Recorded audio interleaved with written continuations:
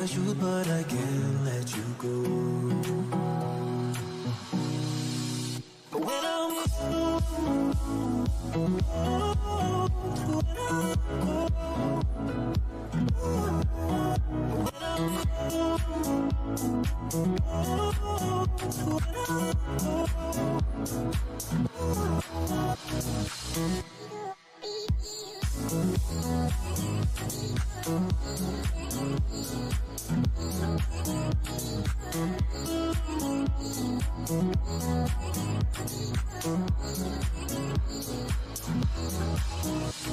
there's a light that you give me when I'm your shadow. There's a feeling you give me and never goes.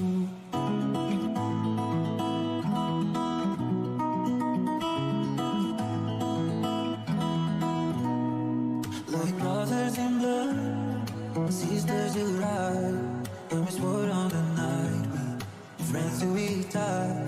And the changing of winds and the way water flows, life is short as the falling snow.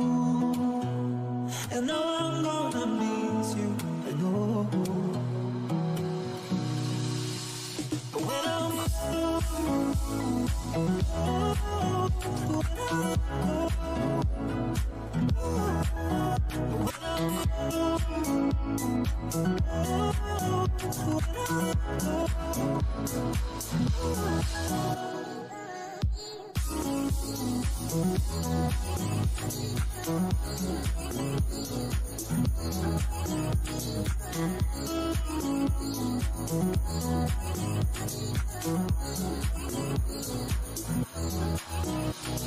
if you love someone, you should let them know. All the light that you left me will never go.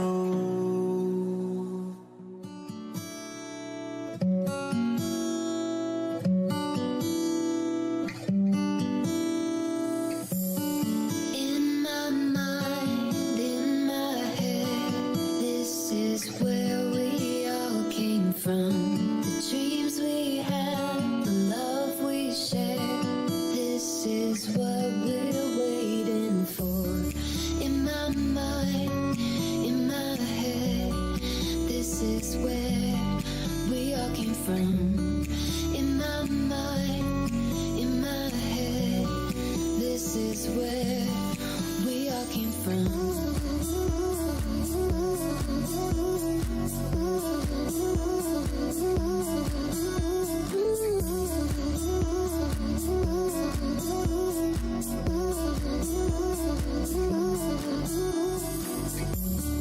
In my mind, in my head, this is where we all came from. The dreams we had, the love we shared, this is what we're waiting for. In my mind, in my head, this is where we all came from. In my mind, in my head, this is where we all came from.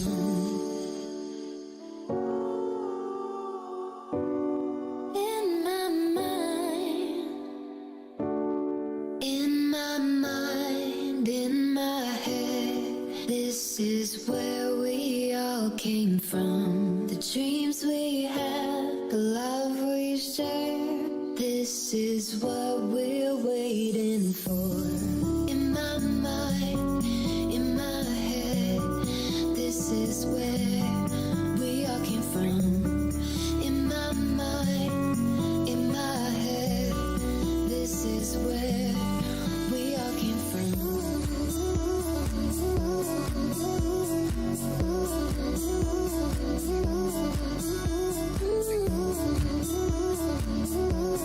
Hey, I just got a notification that PigskinPeete was live right now. Did you guys know that? I'm glad I have my notifications on, otherwise I wouldn't have known. In my mind, in my head, this is where we all came from.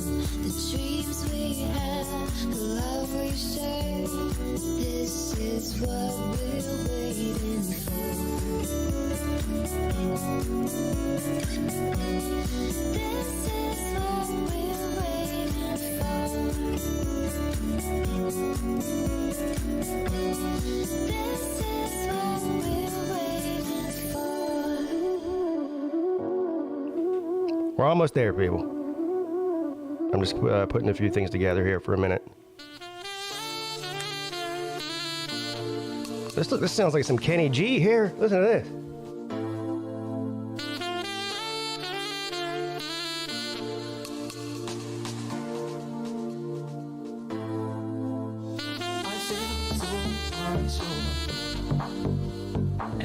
George wants to know whether he should get a shower right now or whether he should have another beer. Now keep in mind, everybody, that it is... It's 8 o'clock in the morning where George is.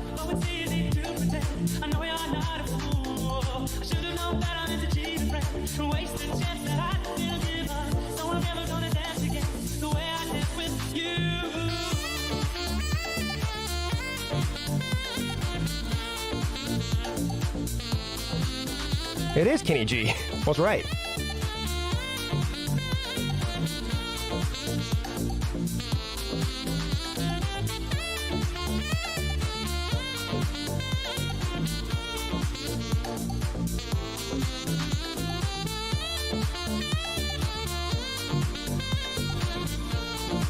Yeah, well, not really pissed. Pissed at myself. I'll mention that briefly. I don't really want to go down that rabbit hole, though, honestly. And I don't think anybody else wants to hear it either, so.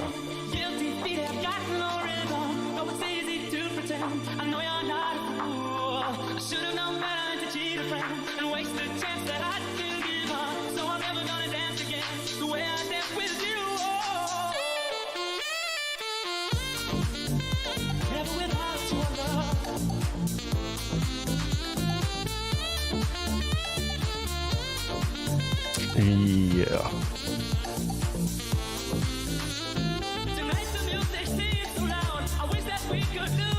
I wish I could show you the video that's going along with these songs because it's actually pretty cool, but I think I learned something. A lot of these music things on YouTube, you can play the audio, but you can't show the video. If you do both, then they'll shut you down. Problem is, you just never know which video or artist that it does that to. For instance, last night, excuse me, last night, Nature Boy, you guys know Nature Boy from the comment section, he sent me a link to a music video, which is amazing. And I would love to play it for you if you hadn't seen it, but I don't think I can. I could probably play the audio. And but this particular music video, you would have to. It's visual. You'd have to watch it. So playing the audio wouldn't really even be worth it. But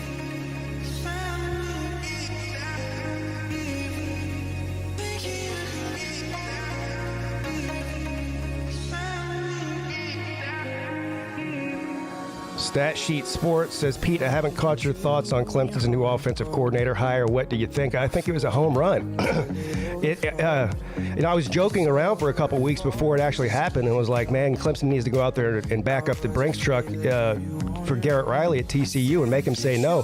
They were only paying Garrett Riley, like, I say only, but still not a lot for the Power 5. They were paying him about $550,000 a year, I think. And he's making $1.7 million. So he tripled, essentially, his salary at Clemson. But to answer your question in a very long-winded way, which is what I do, I couldn't be more happy about it. Now, look, it's great. It's great to be excited about hires and everything. But at the end of the day, we still got to see the results on the field. No doubt, one thing I think he'll help is recruiting on the offensive side of the ball, which we definitely need right now. Definitely. I was just talking about you, Nature Boy.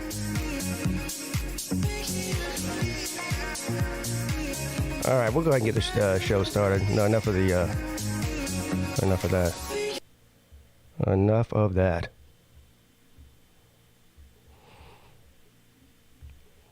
What's up, everybody? Happy Monday. Cheers. Yes, I'm drinking my coffee out of a Santa mug. I know, Christmas is over. How's everybody doing this morning? I hope you had a great weekend. Some great football games on this past weekend. This coming weekend, even better. I think that the Bengals and the Bills, that was this weekend. The Bengals and the Chiefs coming up the AFC Championship this weekend is going to be an awesome game. I pretty much watched every game this weekend except, well, I didn't watch the Philadelphia and Dallas one. Philadelphia and New York. I didn't watch that one. And it sounds like I didn't miss anything anyway because it was a terrible football game. I mean, that game was over at halftime, wasn't it? Yeah. You just don't usually see that big of a blowout in NFL football. Well, playoff NFL football. So that was a dud of a game. The Jacksonville game was extremely exciting. Unfortunately, Jacksonville came up a little bit short. And your boy lost his first bet of the year. Well, not of the year, of the season. Well, both, actually, because it's 2023 now. But I didn't bet a single college football game all year, even though we do the Lunch Money Show and we talk about betting lines and all that. I never made one single bet. Well, I take that back. I made a bet. I never made a bet like on a line, a betting line or over under or whatever. I made a bet with Money Man. I won $100 from him, and that was about Clemson's overall record. That was before the season started. And so I won that bet. And I lost a $20 bet to a Tennessee fan about how many rushing yards Clemson would have against Tennessee. That was like $20 or $25 or whatever. So anyway, I was $75 up on the year, just based off those two bets for the entire season. Well, Uncle Lou went to the Cherokee Casino in North Carolina this weekend. I think he might even still be there. Anyway, so he was telling people if you want to bet, let me know. I'll put some money down for you because he's going to be at the sports book. So I texted him probably about an hour or two before the game started, and I went ahead and put a little bit of money on Jacksonville on the money line. The money line was like 360. I think it's either 340 or 360, which is a good payout. But anyway, obviously I lost. That's a low percentage bet there. But I heard old VicTube racked it up this weekend at the sports book. That's one reason I don't like to bet on like I said, I didn't bet anything even on college ball all year, so kind of took the year off. But that's the reason I don't bet the NFL. Anyway, so, let's look at the... Let me see something here.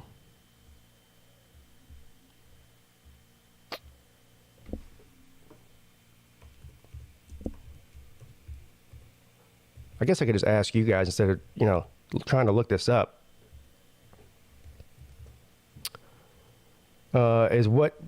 Are both games on Sunday? The championship games? What's going on here?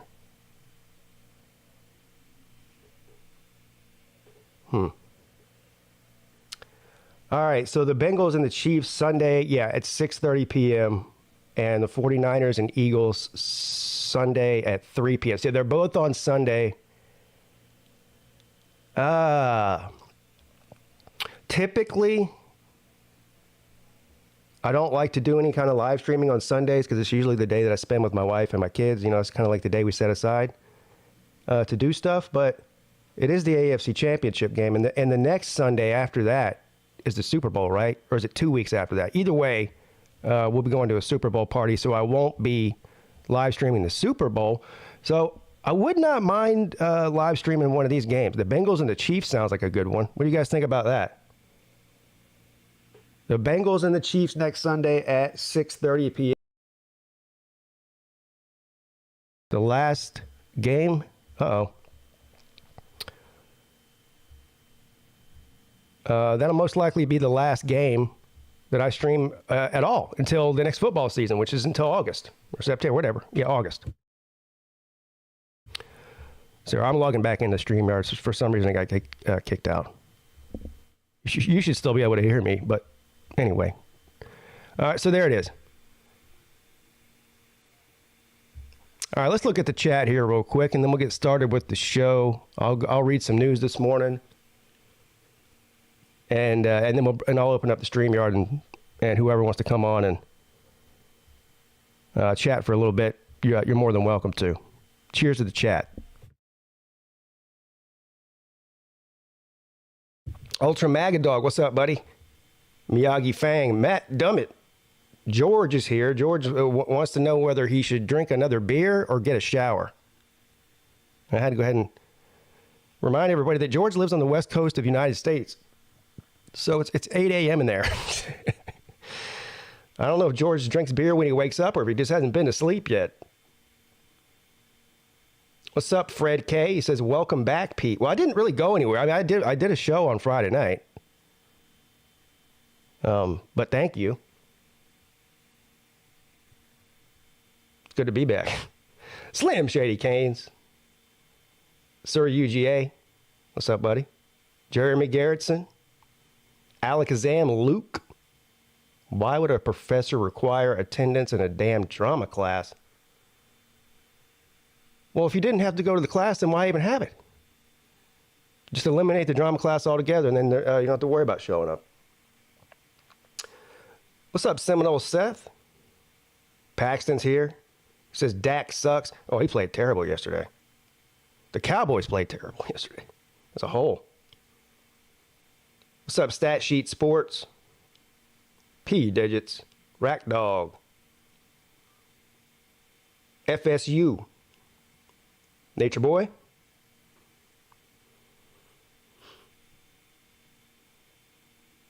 Homer Shades cost you money, Pete. You're talking about the losing money on Jacksonville? Yeah, well, look, I'm not...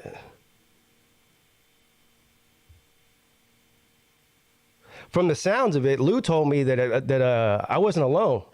A lot of people in the sports book had laid money down on Jacksonville this past weekend.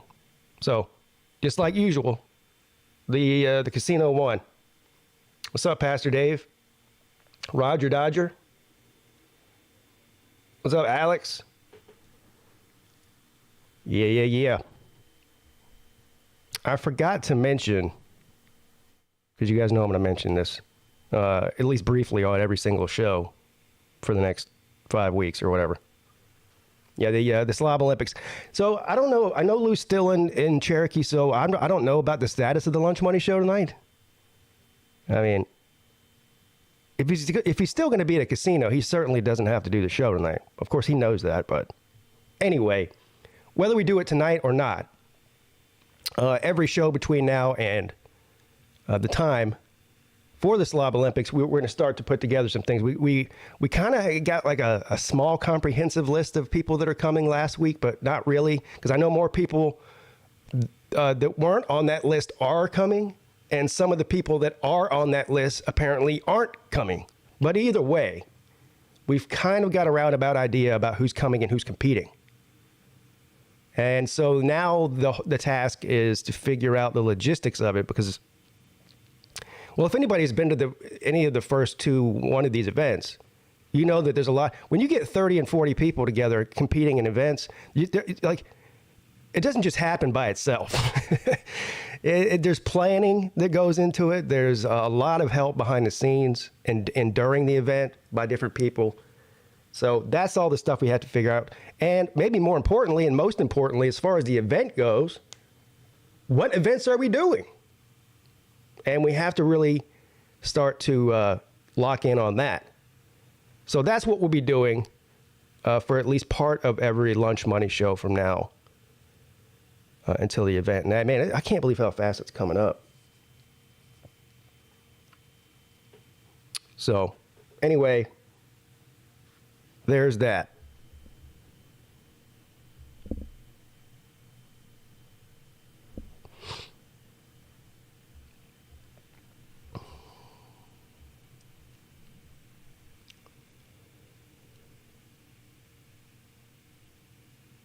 I always have coffee when I wake up and then I have a beer. Oh, that's a hell of a combination there.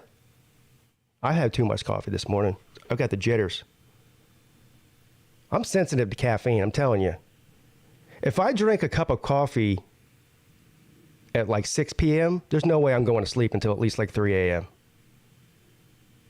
That's how sensitive I am to caffeine. And I've got on this thing lately, which I need to stop, that I've been mixing alcohol. I'm not a big soda drinker. You know what I mean? We don't usually, like the majority of the time that we've been married and living together, we don't really have soda in the house very much. I don't drink a lot of sugary drinks. I don't eat a lot of candy, any of that kind of thing. My coffee's probably like the only thing I drink that has caffeine in it. Most of the time, and tea. But lately I've been mixing alcohol whenever I drink. You know, if I drink liquor, I'll put vodka in, like a Diet Dr. Pepper is my favorite one. And so I've got to the point now where I'm craving Diet Dr. Peppers all the time. And so now I'm trying to wean myself off of that. Because I don't want to be somebody that drinks 15 sodas a day. Some of you in the chat probably drink a bunch of sodas every single day, don't you? I know. I used to work with a guy. This is no shit. I used to work with a guy who brought an entire case of sodas, usually Diet Coke or Diet Mountain Dew or whatever it was, to work every day. And he would drink every last one of them. Within an 8-hour period, he would drink 12 to 15 sodas. I'm like, dude, that can't be good. It's probably healthier to drink 12 beers a day than 12 sodas. Yeah, so I don't want to be like that. Look, I got enough problems. I don't need another one. That's all I know. All right, guys, let's get to the news real quick, and then we'll get to you. Breaking news from the Pigskin Pete YouTube channel.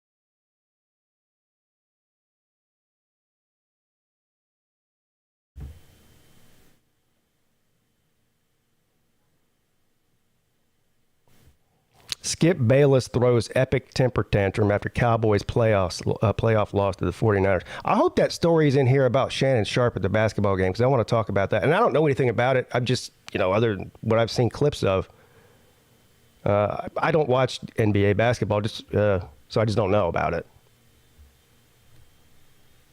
About, the situation.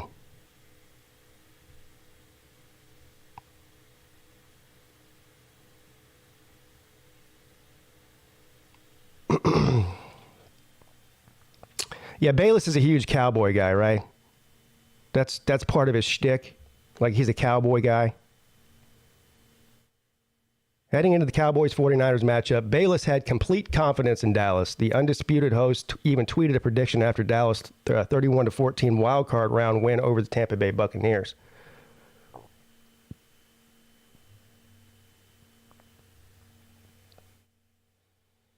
Blah, blah, blah. This is already an epic. I'm calling in sick tomorrow, he says. No one would care. I never wanted a game more than I wanted that one. My soul is crushed. Jesus Christ, dude. If you're a Cowboy fan, just now your soul is crushed. Should have been crushed a long time ago. I don't want to know what makes this year so different. You know?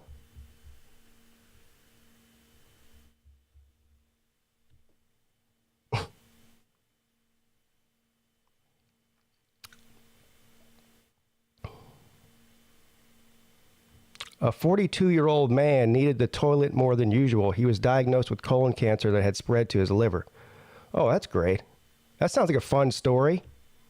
Not to mention that I'm 42 years old, same age as this guy.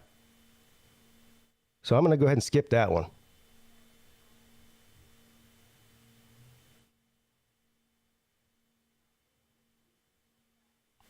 The women who lived as sex slaves to an Indian goddess. What?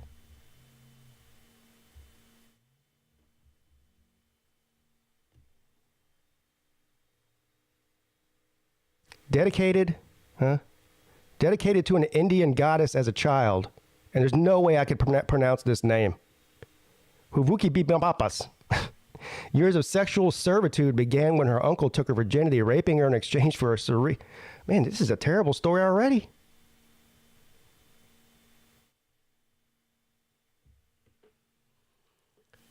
She was expected to live a life of religious devotion, forbidden from marrying other mortals, and forced at puberty to sacrifice her virginity to an older man in return for money or gifts.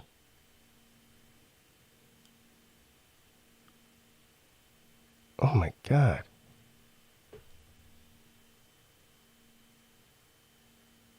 I can't even read that. This is not going well. Is there anything on here happy? The news... There's a reason that news over the past 4 or 5 years has plummeted in viewership. Whether it's printed news, whether it's cabled news. The only one that probably hasn't plummeted is probably online, like social media, like people that give news on YouTube or whatever, Twitch. I don't even know if they do that on Twitch. It's because it's so goddamn depressing.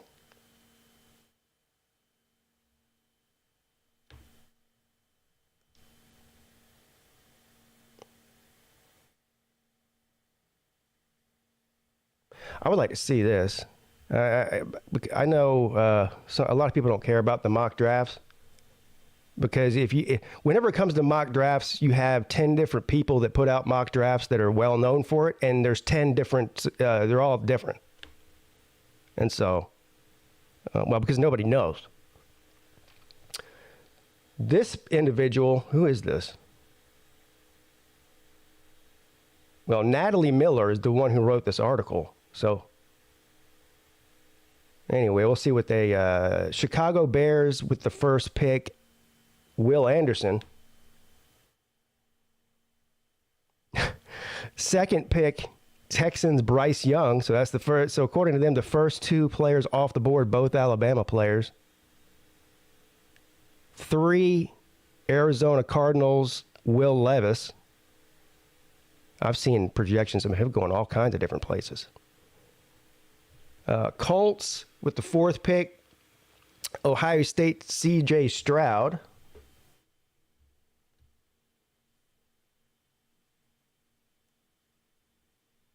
5 Seattle, Texas Tech, Tyree Wilson.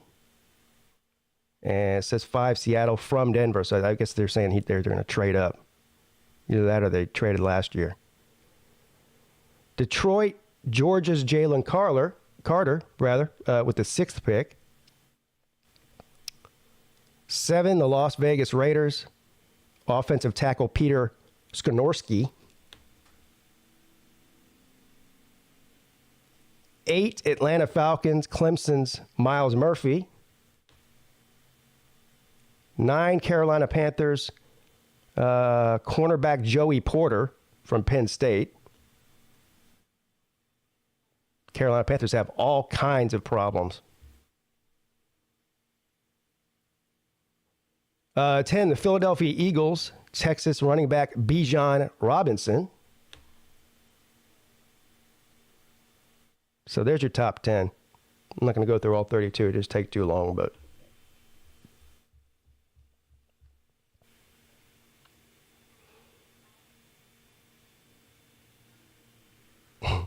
What's up, TK?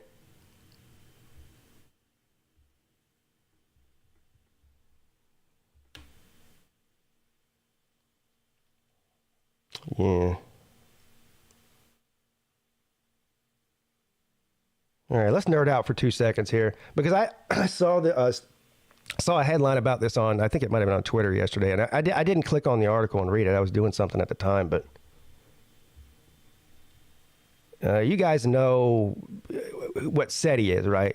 The Search for Extraterrestrial Intelligence. There's a they've been around forever.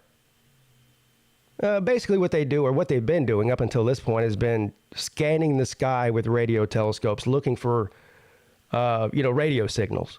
Because those radio signals, like the ones that broadcast from Earth, don't occur naturally in space. So if you detect a radio signal from a certain star system, then that means there's probably some sort of intelligent life there. So that's what SETI basically does. Now, they do other stuff, too.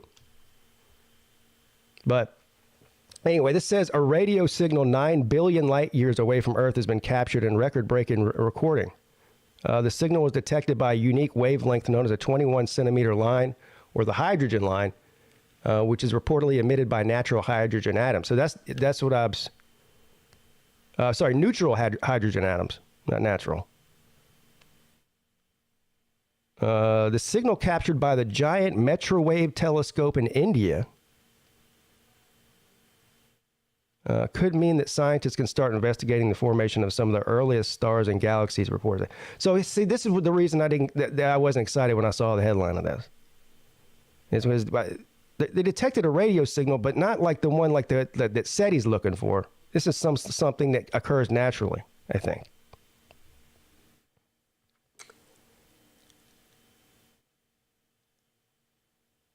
They detected a signal from a star-forming galaxy titled SDSSJ0826 plus 5630. And it looks like some of the people's YouTube names that come in the comment section. I can do the shares the chat. Some of these people's names, man. It's like Bob82937, Alpha. Like, what? You even remember that?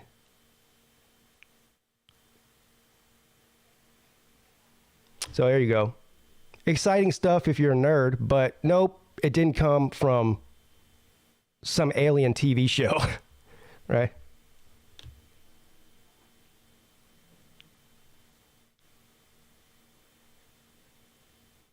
Joe Burrow seemed to take a shot at the NFL with a 2-word Instagram post after beating the Bills.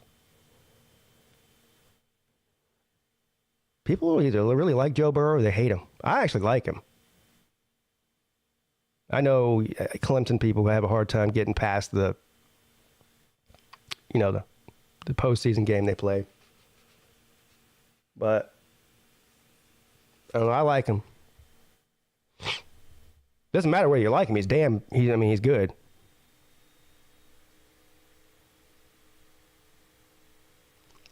Once the game was over, Burrow did not hesitate to take a shot at the NFL and any fans who had already purchased tickets to a neutral site. Okay, I'm glad that I clicked on this because it just reminded me of something. Well, it's that time of year.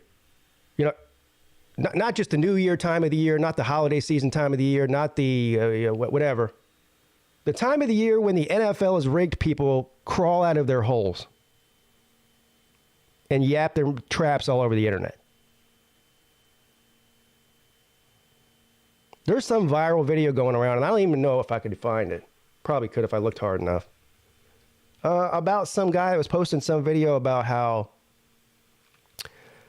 that the NFL was bragging about already selling tickets to the Bills versus the Chiefs and not the Cincinnati versus the Chiefs, which means that the game was predetermined for the Bills to win.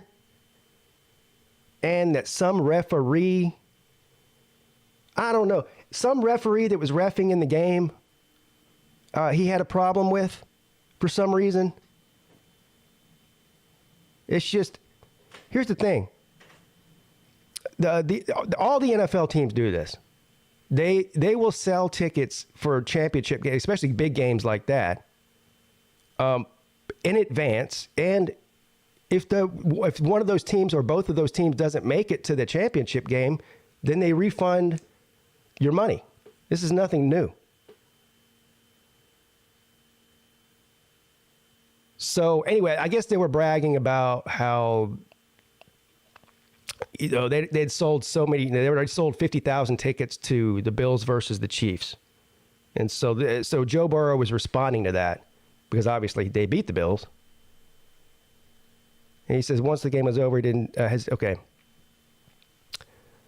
where is it?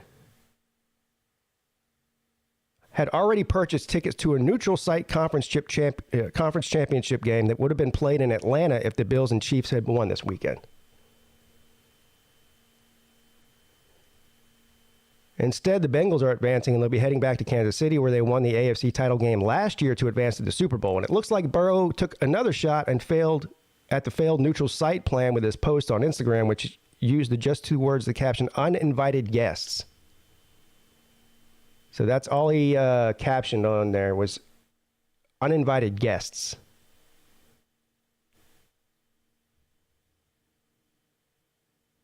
Okay.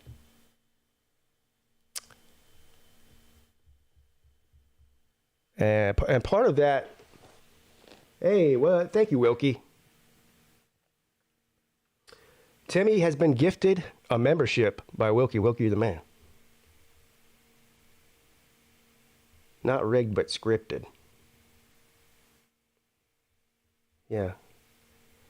I've heard people say.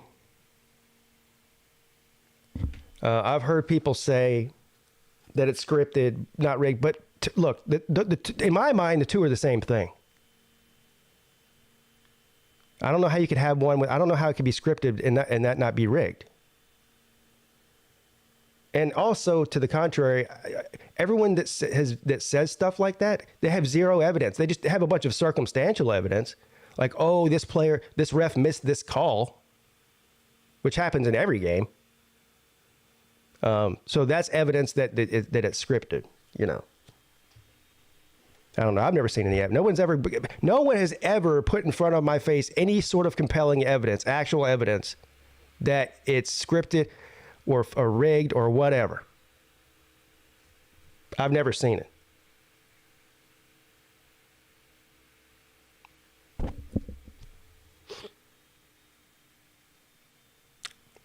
So.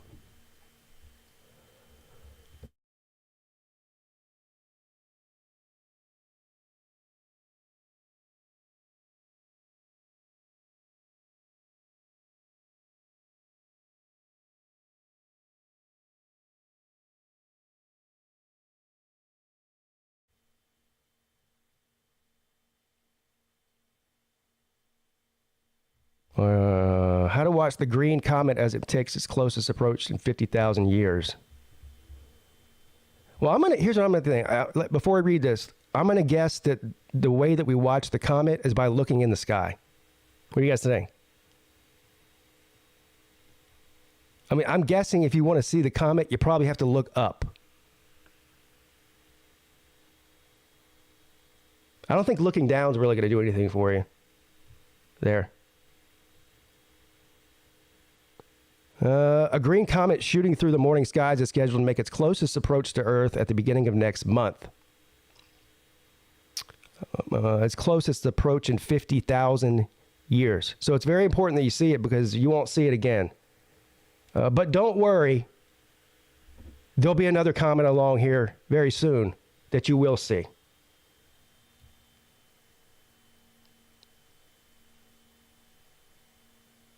February the 2nd is when you'll be able to see this. If the comet continues its current trend in brightness, it should be easily visible with a small telescope or binoculars. So there you go. That's how you see it. You look.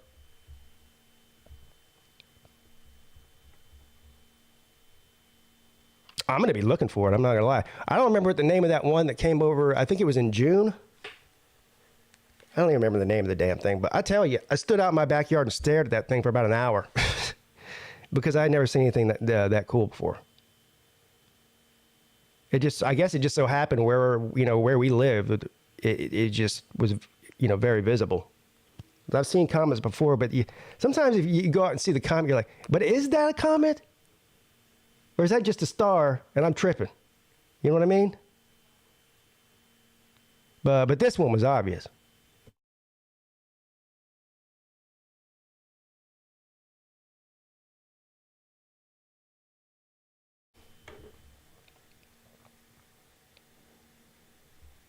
Uh-oh. For Saban and Alabama, transfer market is all but closed. Well, this is an issue with a lot of teams. I'm still not sure what Clemson's scholarship number is going to look like after signing day. I don't even know if they know. I'm sure they have a pretty good idea, but last week, the first of the two NCAA transfer portal windows closed to new entries, although the glut of football players who entered the portal remain free to choose a destination on their own timeline. Destination Alabama, don't count on it. Not based on what Saban said. He wants to achieve in recruiting. What do you say? Said what he wants to do about recruiting.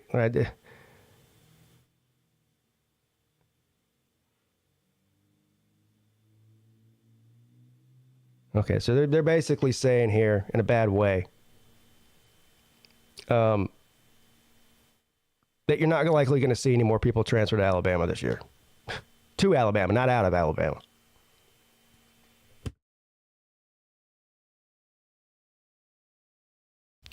First, consider Saban's modus operandi when it comes to the portal, which is to be selective. It's an exercise in cherry picking. From Jamison Williams to Henry Toto, to Jahmyr Gibbs, Tyler Steen.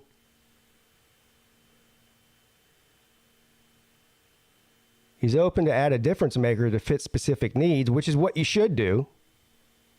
I think that Alabama does that right. But he's clearly not compelled to use the portal to backfill his roster with replacements. Well, they don't need to. I mean,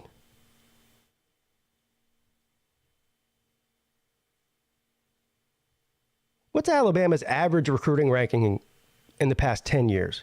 2? Hell, it might be 1.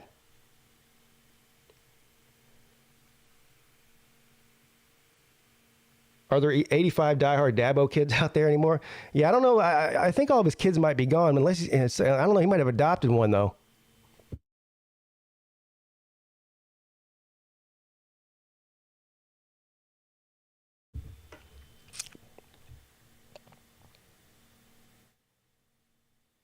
Yeah. So, newsflash, literally, Alabama recruits so well that they don't have to get a lot of players from the transfer portal. Wow.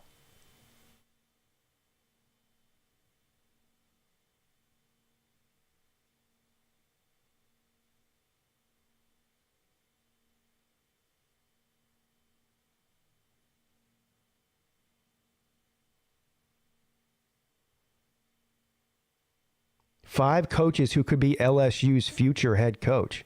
Damn, they're already counting on Brian Kelly to get out of there? That's news to me. Didn't they just pay this man like...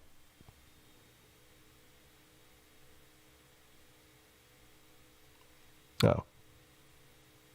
You can tell sports writers are starting to get, especially when it comes to football right now, this is that time. I mean, the portal's closed. I mean, nothing's really going on.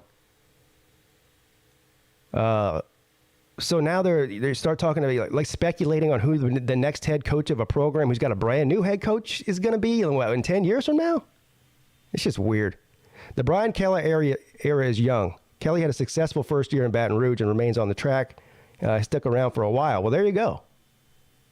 This is like you remember when Ballard would call into the shows and go, "Hey, who do you think's going to win the Holiday Bowl?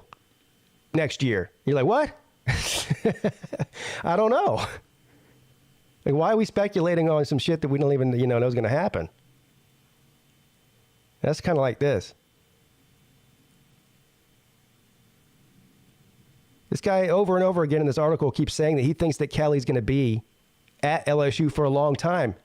Well, then why are we talking about the next coach if you think he's going to be there for a long time? This is just dumb.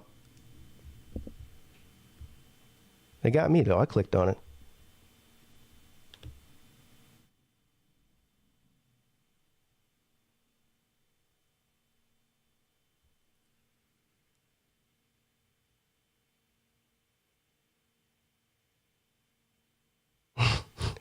Brock Morris says that Brian Kelly might kill another kid. Well, I guess that's a possibility.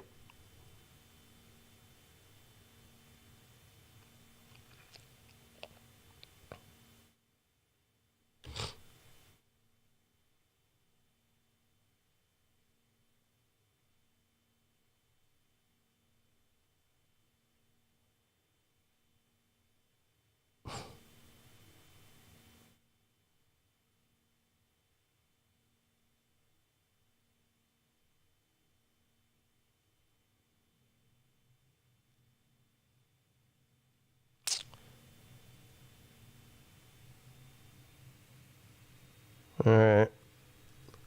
I'm going to check the sports tab briefly here.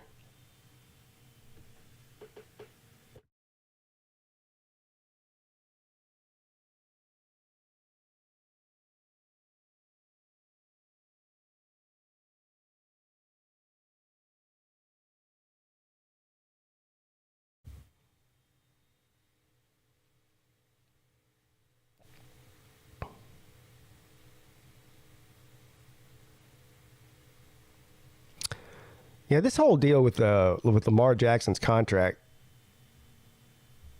I wonder, whoever jumps on the StreamYard today, I want to know their idea about what they think is going to happen with this. I personally believe eventually they're going to get the deal done. I think that's the way that it'll end. You see this a lot, right? The back and forth. Well, yeah, we'll give you this. No, I want this. Well, okay, well, F you then. I'm not playing. Blah, blah, blah. But apparently, originally, they offered him, well, let's see what it says.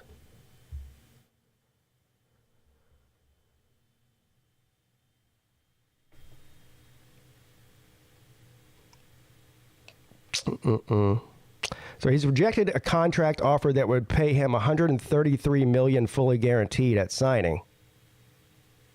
So I don't know how much that's just how much is guaranteed. I don't know what it would be over the life of the contract. But if you compare that to Deshaun Watson's, if you compare anybody to Deshaun Watson's contract, other than like Patrick Mahomes, well, Watson has the most guaranteed money out of any player in the NFL ever, and that's the 235 fully guaranteed, which is ridiculous amount of money to be guaranteed. So I get it. If Lamar's looking over there going, well, y'all just gave Lamar Watson $230 million guaranteed. You only give me $130 million guaranteed. So I see what his deal is here.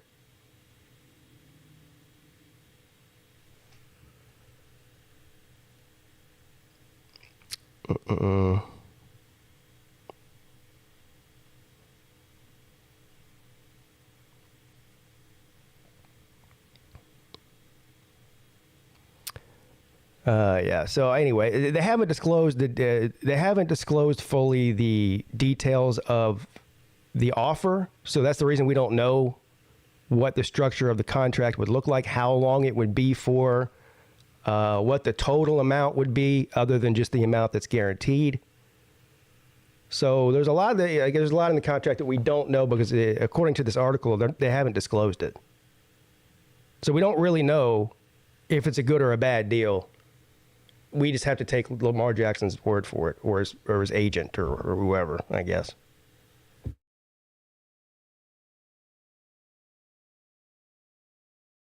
Yeah, $235 million guaranteed definitely gets you a lot of happy endings. Yeah.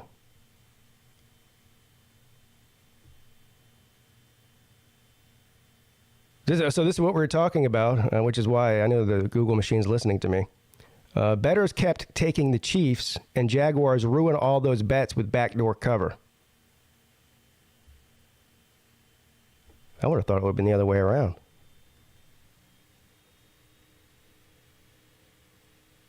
A line for the Chiefs' divisional round against the Jacksonville Jaguars kept rising through the week as money kept coming in on Kansas City. It was Chiefs 8.5 during the week, then 9, then closed at 9.5. The Chiefs got 75% of the money bet on the divisional round game at BetMGM. Wow. That's why that's how casinos make so much money, right there. 75. So 3/4 of the bettors at this casino put their money on the Chiefs to cover. Of course, that line moved throughout the week.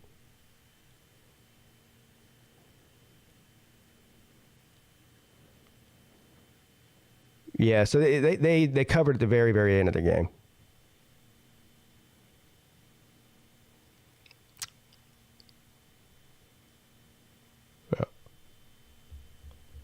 Well, Vegas made out in that one. Bunch of suckers. What kind of sucker would bet on the Jaguars? Or the Chiefs, I mean.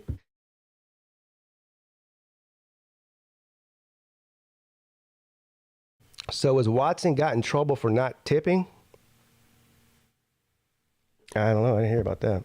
Oh, you're talking about the massage people? Oh, I don't know. Yeah, I don't know about that. All right, everybody. That'll do it for the mail session. We'll go on the StreamYard here and see. Let's see who we got. It looks like we got Slim Shady Canes in here. It also looks like we've got our boy Luke Walker. There's two Slim Shady Canes, though. I don't know which one's the real Slim Shady. Would the real Slim Shady please put his camera on and stand up? Oh, he can't stand up. He's driving. What's up?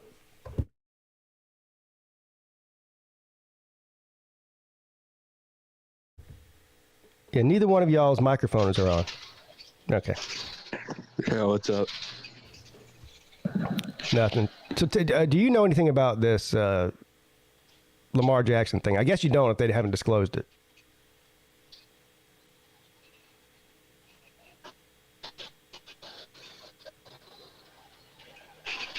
Luke.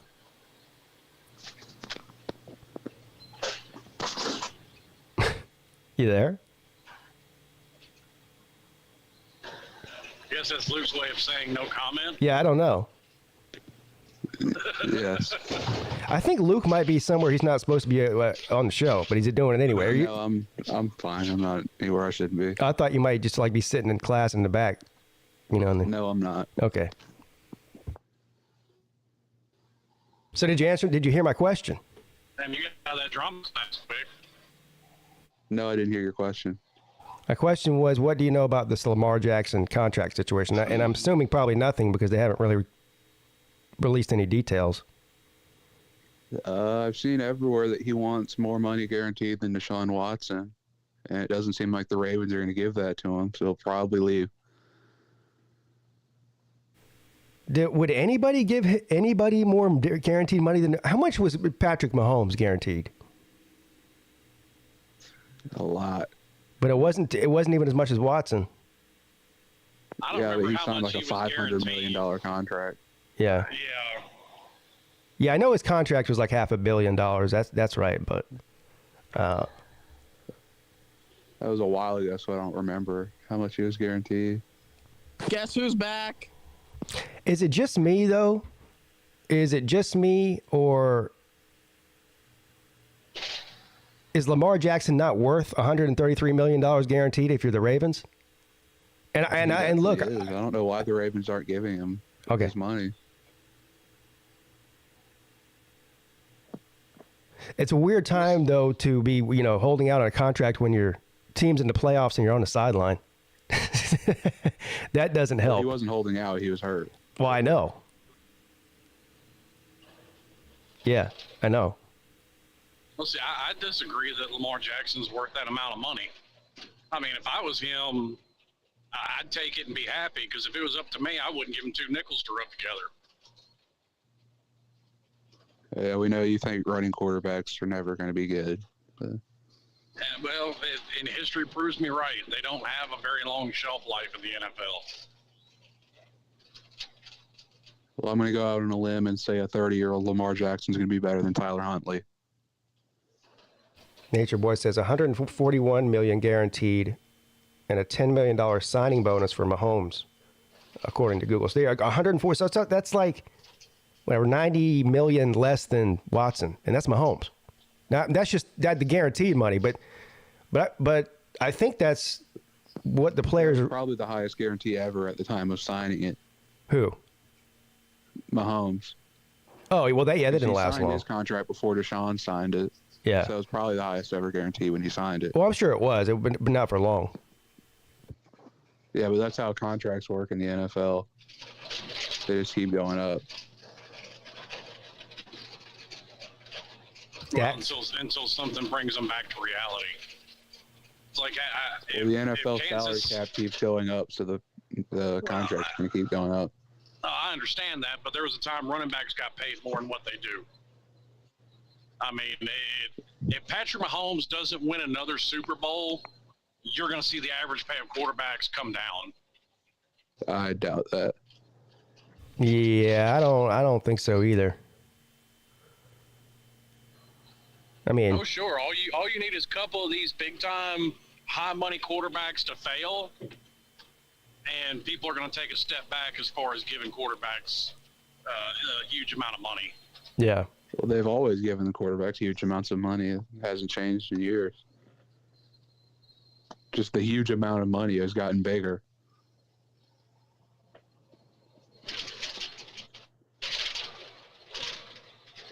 But I think Lamar will probably be on like the Falcons or the Panthers or something like that. Hold on now, is this true? Wilkie says the problem with Lamar is he doesn't have an agent. It's him and his mom. And he's negotiating for himself.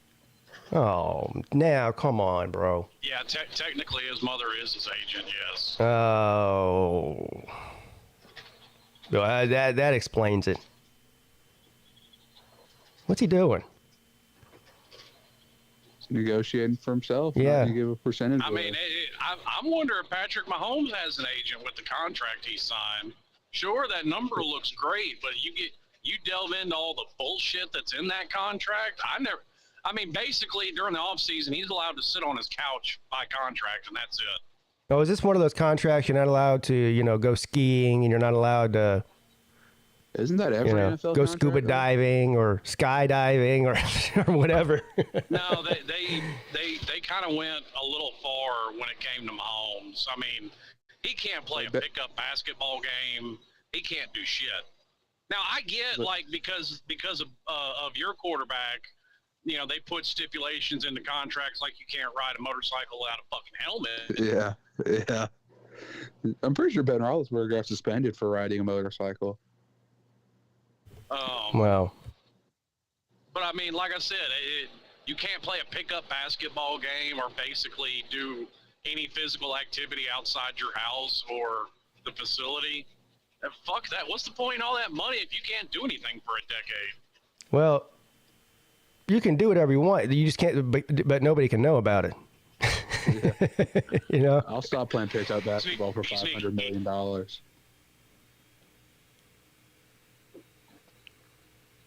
Yeah, well,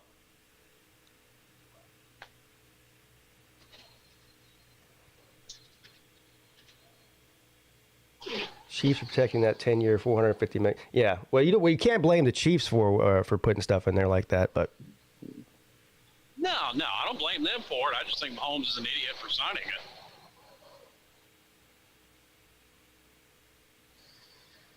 I mean, I don't think you do you, boo-boo. Yeah, I don't think he's an idiot for signing a $500 million contract, but. Well,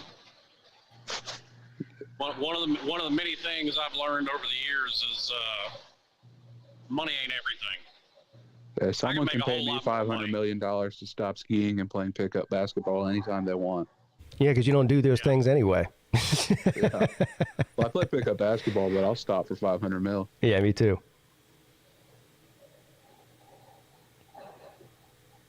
But I think what we're going to see this weekend. I think the AFC is going to win the whole thing. So I think whoever wins the Chiefs and the Bengals game is going to end up winning the Super Bowl. And I know people are going to be like, what about, the hottest team or maybe the best team in the NFL? A lot of people think is Philly. What do you think?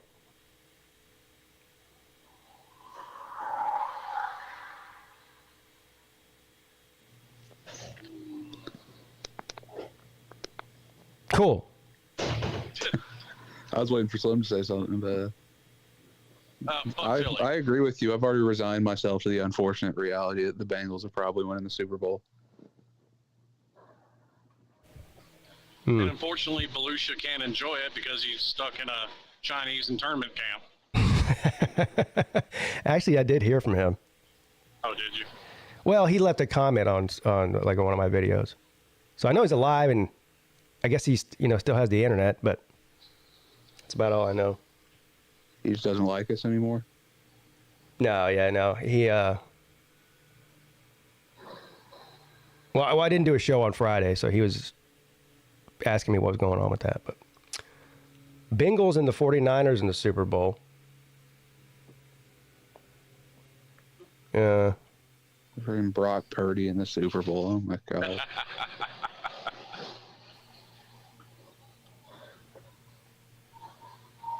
What's wrong with that? It's just crazy.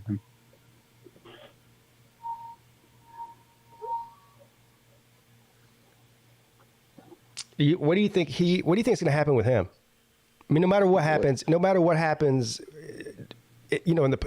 the championship game or possibly the Super Bowl if they go there, like what do you think his future is? Is this something that you think he's going to end up being there for a while? Yeah, I think he'll be a starting quarterback of the 49ers. Yeah, I think That's what I'm saying. San Francisco's looking to start anybody but Trey Lance. Yeah, that's crazy, isn't it? They're probably going to trade Trey Lance. That sounds like a very Panthers thing to do, is to trade for Trey Lance so they don't have to take a quarterback. Yes. Oh, man.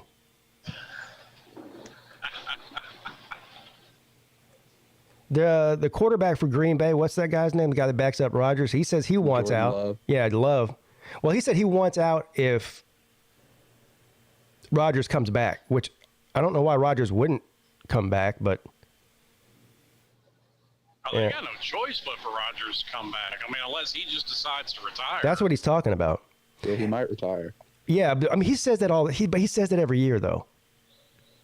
Yeah, I feel like he said that for the past 3 or 4 years. Like everyone's like, "Oh, Rodgers might retire. Rodgers might retire." But he's not retired. And how much is he set to make next year? 50 million. 50 million? He has plenty of money. Yeah, I don't know. If he just doesn't want to play football anymore, he could just retire. He'll take the off season, do shrooms for 3 or 4 months, and with his man bun ready to go. Slim, you ain't right, man. Yeah, well, it is what it is. Where's Tom Brady play next year? Because, I mean, fuck, he got a divorce to play football, so I don't think he's going to stop anytime soon. He might be the quarterback of the 49ers next year. Shit, he might be. Who, Brady? Yeah. Yeah. There's Brock Purdy might be better than Tom Brady right now, though. Tom Brady was one of Tampa's problems, and in no way the biggest. I've seen a lot of people saying Brady's going back to New England, though. Oh, my God. This guy needs just to hang it up, man. I can't take it anymore. I agree.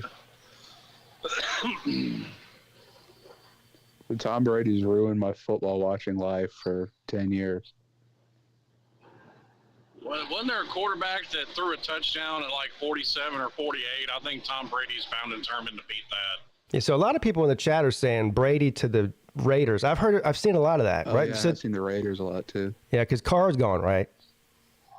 Yeah. I mean, San Francisco McDaniels wouldn't is the head surprise coach. me either, because that was the other one that there was a lot of smoke around before he ended up in Tampa, and Brady was a San Francisco fan as a kid. But they have at least 2 quarterbacks better than current Tom Brady right now. Because I'll probably take Jimmy Garoppolo over current Tom Brady. And who knows about Trey Lance, so it may be 3.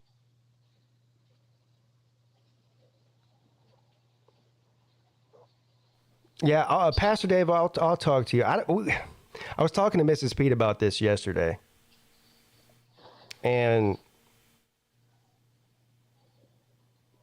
we went back and forth whether we were going to do it there or not do it there, not do it there. Here's the thing. She doesn't want, and I understand exactly where she's coming from, she doesn't want us renewing our vows to be broadcast all over the internet. And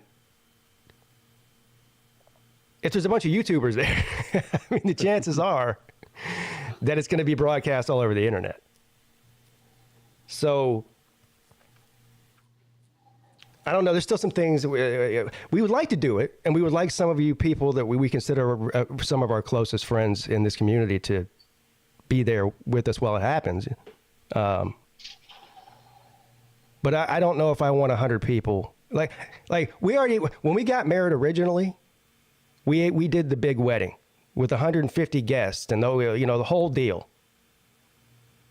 And so it was a big spectacle. Well, we don't. This is not a wedding, right? This is just us renewing our vows. So we want it to small and low key. That's really the goal here. If we do it that week at the beach, then we want it to be small and low key. So that's what we're trying to figure out. And if it doesn't work, it doesn't work. We just won't do it. I'll let you know, buddy. Surprised y'all didn't do it in Vegas. Yeah, we did. We thought about it.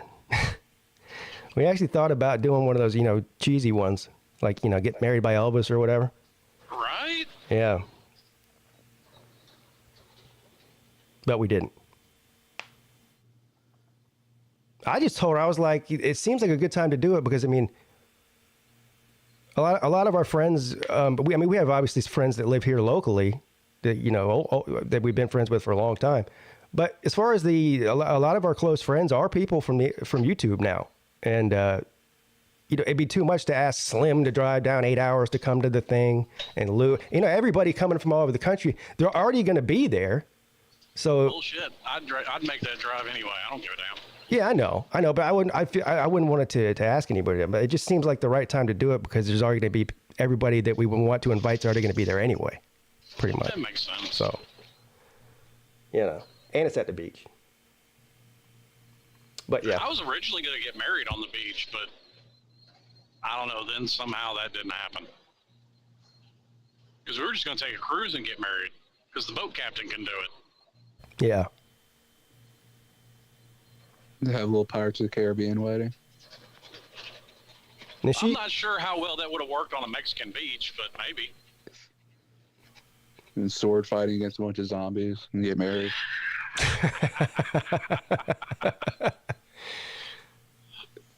Well, we're planning on going because every year at spring break in April when the kids are out of school, that's like our family vacation week that we do every year. And so this year we're talking about maybe going down to the Florida Keys for a few days. Just driving down there. And she was like, that'd be a good place to do it too. And I'm like, yeah, except for the fact that it would just be us, which is fine too. I mean, but obviously all of our friends aren't driving to the Keys for this. So speaking of that, have you ever been there before? Either one of you? Yeah, I've been to the Keys. Do you know which part? Which island? Yeah, no, I was a kid. Oh.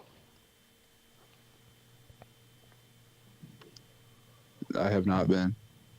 Yeah. Well, I know there's a lot to do there as far as, boating. I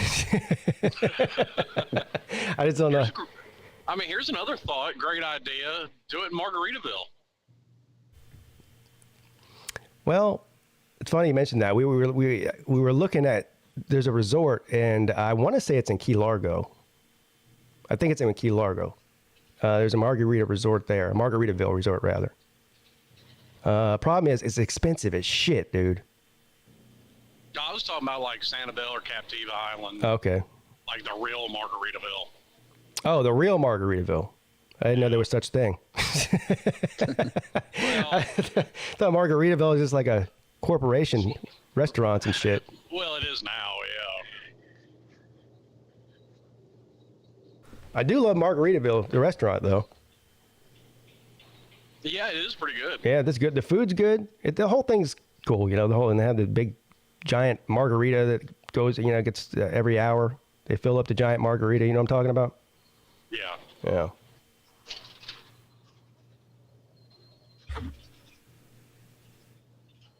I don't know when I'm taking vacation this year. Normally we take our vacation like during fall break, but my wife decided to be pregnant this year during fall break, so that didn't happen. So it's completely thrown off my schedule. I don't know what I'm doing. Yeah. Well, having a baby. That makes it difficult. Well, I thought it might even consider it over as well.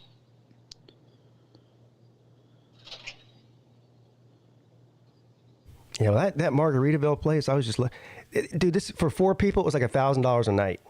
Just for the room. And we're like, yeah, no. That place better be friggin' amazing for $1,000 a night. Jimmy Buffett, proud of his shit, ain't he? Yeah, I guess so. So we were like, no on that. Well, first of all, we don't have that. We can't afford that, so.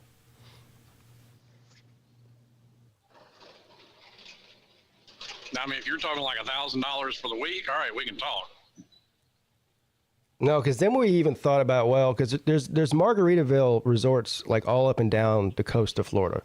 There's one in Jacksonville. There's one in, I forget where the other place is, what the name of the place was. Anyway, so we were like, okay, well, maybe we'll stop at the Margaritaville in Jacksonville on the way down to the Keys for a night or two. But again, it was like, is it worth going somewhere for 2 days that's going to cost you $2,000 just for the room? The answer is no. So it's not worth it. Not worth it to me, anyway. No, I would agree with you.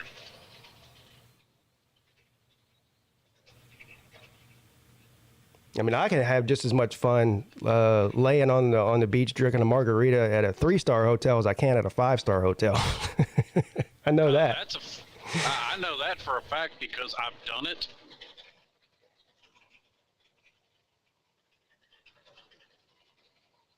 And actually, a lot of times now, I don't even tend to go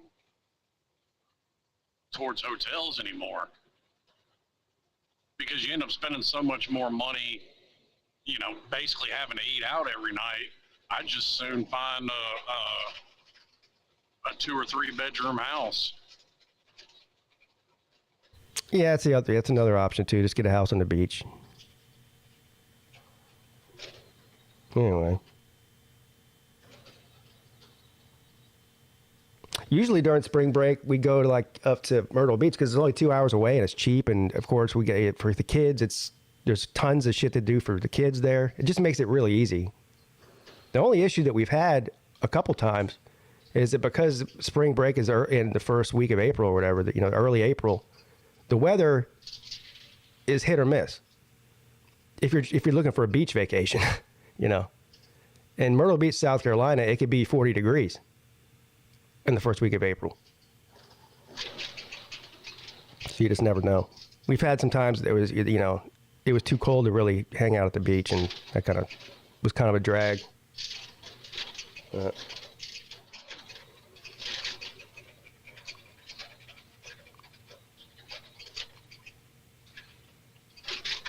see if this is who what's up? What's going on, Pete? Hey, it is you. What's up, man? What's up, man? No, I heard you talking about going down to the Keys, bro. Yeah. Don't go all the way to Key West. I'm going to tell you that right now. Oh, yeah. Yeah, we won't go that far. I think Key Largo is where we're going. Yeah, I've got a buddy that goes down there once a year. He goes to Marathon and all that. He says it's pretty nice around there. Yeah. So So you've been Margaritaville, Jacksonville. I won't even go to Jacksonville. So, for those of you guys who don't know, SC Tiger fan 803. That's who this is. He's a Clemson man, but he lives in Florida. So, but you live. It's a Florida Tater man. It's a Florida Tater man. Yeah. There's a comment around here. Volusia's a Florida Tater man too, and he's also a Chinaman.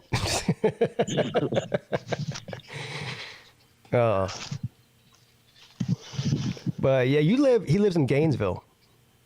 Well, I'm close to Gainesville. Close to I'm Gainesville. an hour north of Gainesville. Yeah. And your wife, right? She's a Gator fan, right? Yeah, she's the Gator fan. Yeah. That must be interesting. Well, you didn't convert her?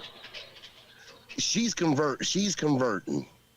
She'll pull for Clemson anytime. But if it comes to a Clemson Florida game, which ain't happened since the 70s, it ain't no big deal.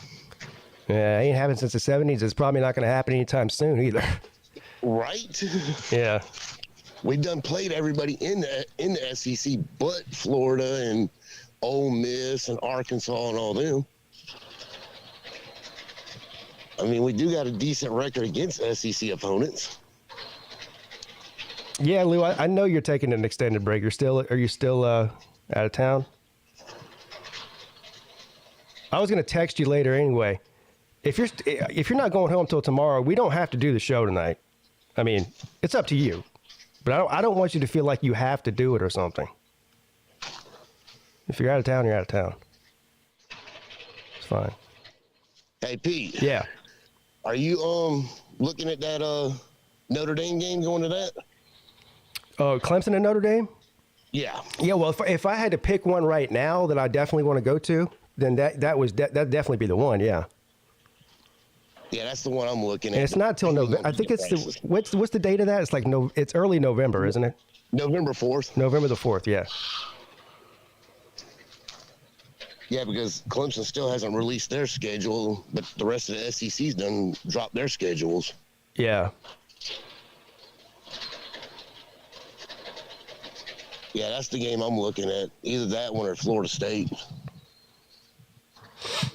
Yeah, that'd be another good one. When's that? Let me pull this up here. I think that one's in October. If it's announced yet. I know Carolina's been announced and Notre Dame's been announced.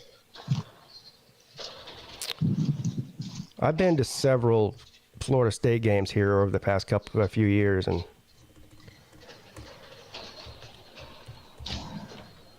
not that I don't like that. I just see Clemson's football schedule.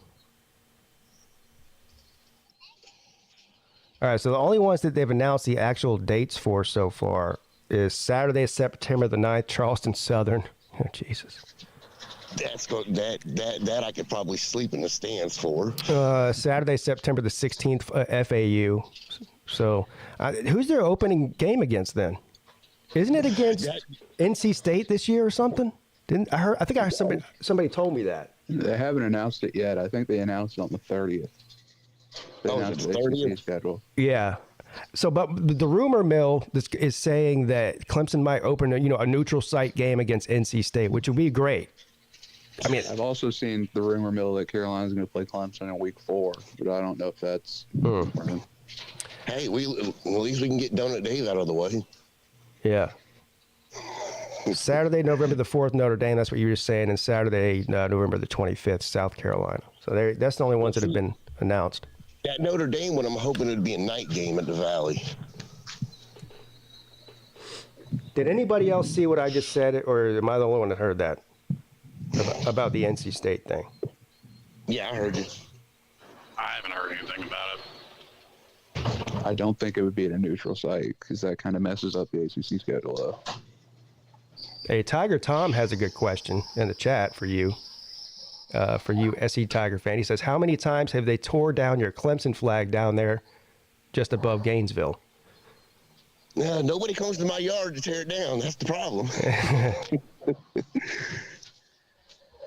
I guess that's a good thing. I got a Florida State fan across the street. There's not too many game flags around here on my street. Did somebody in the chat just ask who James Skalski is? I guess so. Yeah, we haven't even I haven't even mentioned that yet, have I? The targeting machine. Targeting machine. Yeah, That man's got more targeting penalties than anybody in NCAA history. Skalski. The dude that went to Miami. What was his name? Oh, yeah. Number 5. That dude got ejected for targeting like every other game. Carter. Amari Carter. Yep.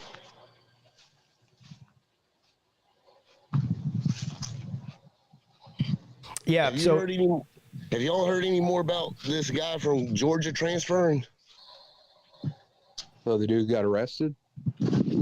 No, Blaylock. Oh, I thought you were talking about the guy that's transferring to Georgia. I'm about to say there's several players transferring out of Georgia. No, I saw something about Blaylock was hinting to go into some team with Orange. I don't know if he's hinting to Tennessee or if he was hinting to going to Clemson. Probably the mighty Miami Hurricanes. Why not? Oklahoma State, Syracuse. Texas. Yeah, Syracuse. There's a shitload of orange teams. Maybe Oregon State. Maybe he wants a Beaver. Yeah.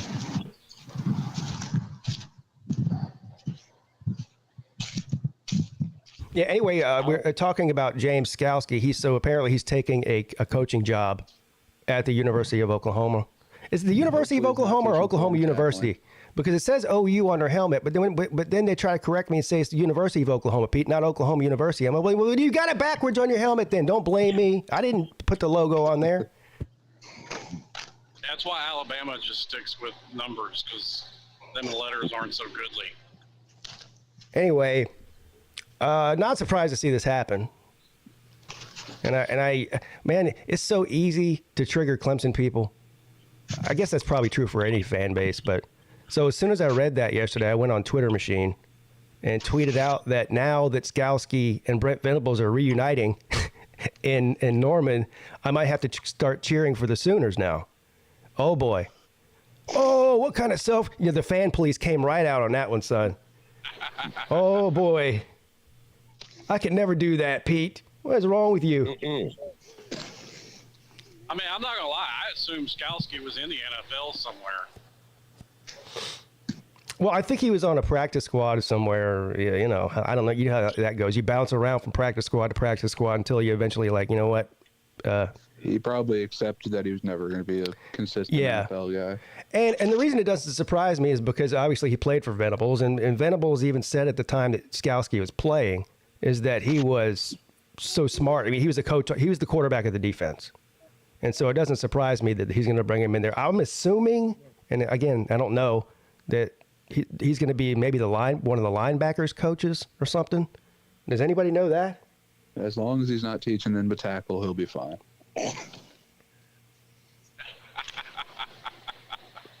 He was a lot like Ben Boulware. They were amazing college players, but they just physically they just weren't good enough for the NFL. You know. I thought James Skalski was Ben Boulware for the first year he was starting.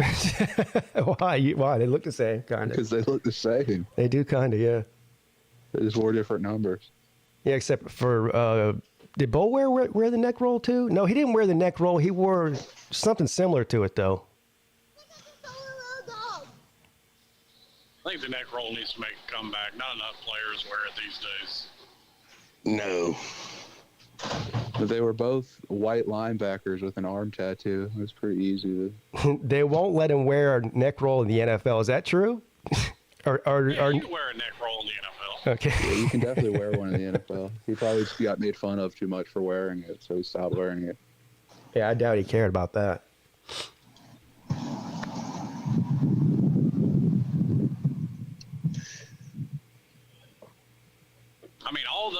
I mean, the NFL's constantly banning and unbanning things on the field. They might have banned it. I just haven't heard about it. Yeah, they do have rules on what color your cleats can be, so I wouldn't be surprised. Do they? I used to remember. Who was it? Was the NFL fines you for not wearing your socks high enough. So oh, yeah. Sure that... Was it? Who was the one that did that every week and just paid the fine, didn't give a shit? Wasn't it? Wasn't it Odell? Was it Chad Johnson? No, he always wore his socks normally. No, I'm For talking like about a I'm talking about the Thursday. shoes. Like he was like, screw it, I'll wear whatever shoes I want and just pay the fine every week. You know, I can't remember. Might have been. You might be right. It might have been Odell. Sounds like something he'd do. Well, I mean, Odell wore a $500,000 watch during a game. It's just ridiculous. Marvin Harrison Jr. did something similar this year.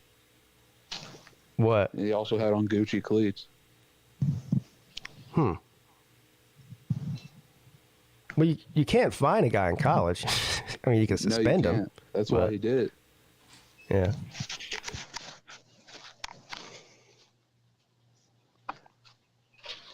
Hey, Slim, are you watching the XFL when it starts up? Oh no. When does it start? Aren't the XFL and USFL going to be going on at the same time? I doubt I'm gonna watch either one. Well, they proved me The wrong. most recent XFL is actually good football. The USFL was not. But I actually watched some of the XFL last time.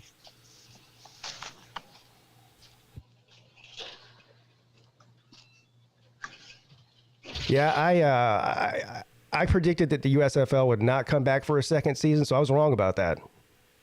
And the only reason the XFL stopped doing it was because of COVID. Well, yeah. Yeah, well, they stopped for that COVID year, and then what did And Dwayne then they went out Johnson of that business bought because they it? only played 8 Yeah. weeks of football. Yeah, I think the Rock owns it, doesn't he? Yeah, the Rock. Yeah, Yeah. now. Who was So the they're first keeping all one? the Wasn't it same Vince teams. McMahon was the first guy to own it? Remember that? Oh Vince yeah, back McMahon in the owned- early 2000s. Yeah. When it was called the Extreme Football League. Yeah, it was. I mean, he kind of made it like wrestling. It was very gimmicky. Yeah. Yeah, and obviously it didn't work. But The football, when they replaced the coin toss with the running for the football thing. yeah, No, I thought that was pretty good. I mean, that's a lot of danger for no reason. What, running a 40-yard dash? No, it's not really a whole lot of danger. Well, you hit each other and like you fight for the ball. well, it's not much more dangerous than an actual kickoff, where people are colliding into each other, running full speed. Well, it's not a kickoff; it's the coin toss. So then they do that, and then they do the kickoff. I'm pretty sure on the first day of the XFL, a dude tore his ACL doing that.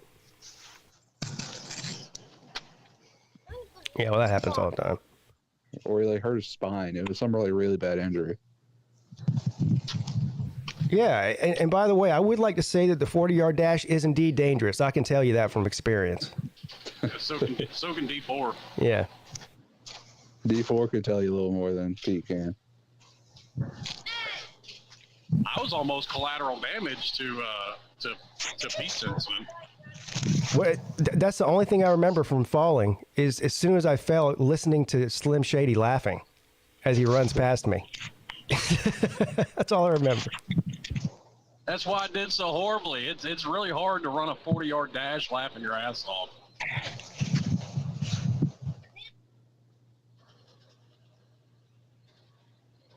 But I mean, look, give me a break. Anybody would have laughed in that situation. You see a neon jumpsuit and a mullet basically face planting into the snow next to you.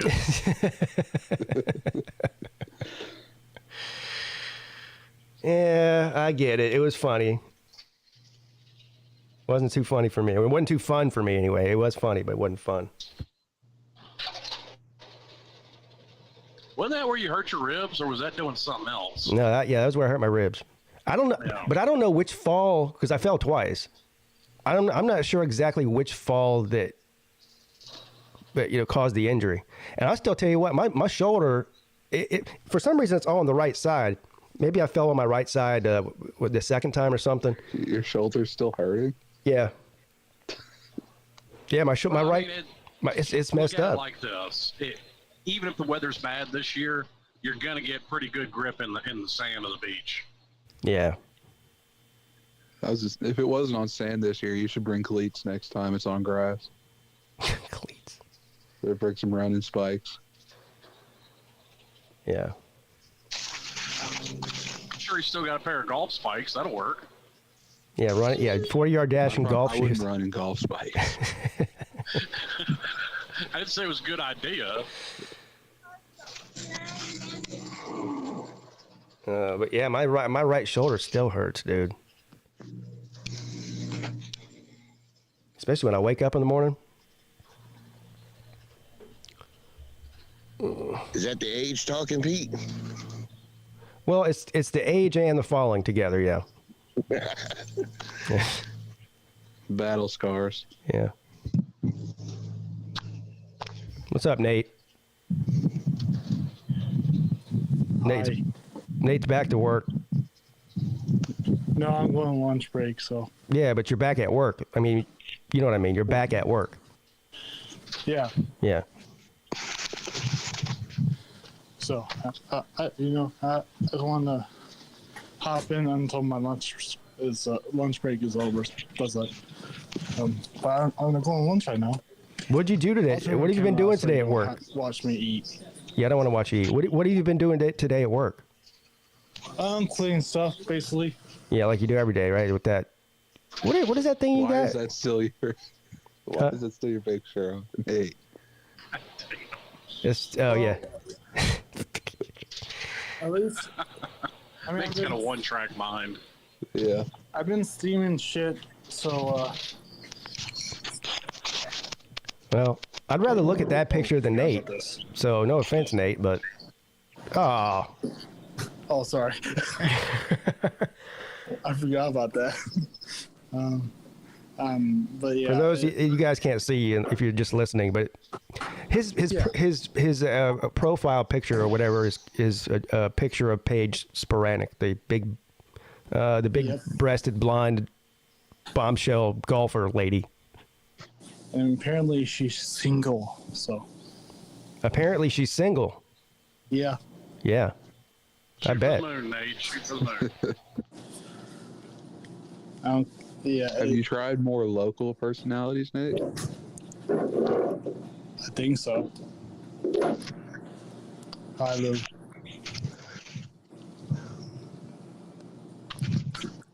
Good morning, Matt. Oh yeah, good morning, Nate. Good morning. How much money have you won this weekend? Uh-oh. Dude, I've got more money than I came up here with. Really? 5 days. I've won money every day. Damn. Yeah.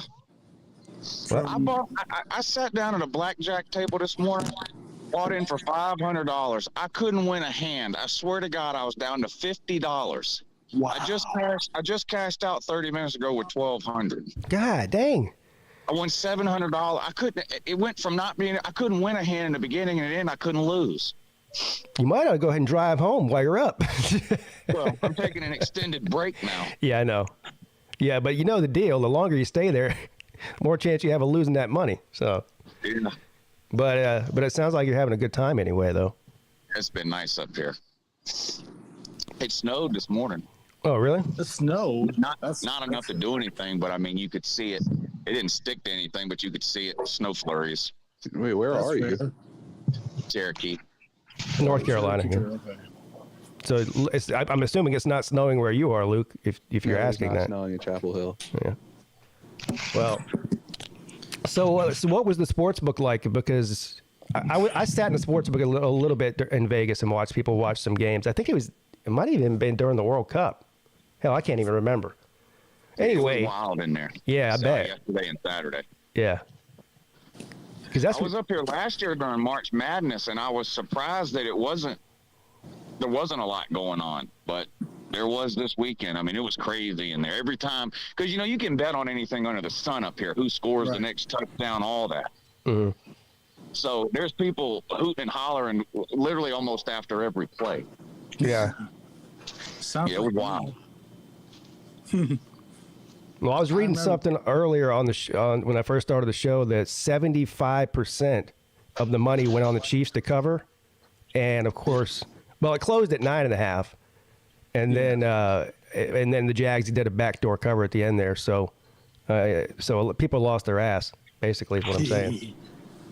My Jags fought a good battle. Well, Victor got paid. Yeah, I heard. Oh, me? He a parlay, didn't he? The Jags and who else did they? He had the Jags and the Eagles, and they both covered. That's good. Well. Yeah, Yeah. He's a gambling savant. Yeah. You can ask me, Lou, because I bet one back to back in the spread with the spread pick'ems. You know what you should do, Lou, if you're trying to cash it in big in the casino? Take Vic with you as good luck charm. Yeah, take a trip like in Rain Man. I can bring Vic with me.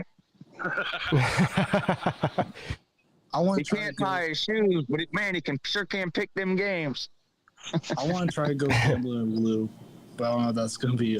You've been gambling. You've been gambling, Nate. Well, no, like a casino though. You've been to a casino, Nate. Yeah. Oh, yeah. Duh. At least you told me you have. Yeah. The first time unless you were lying. Were you lying? No, I wasn't. I just forgot about that. So you were lying just now.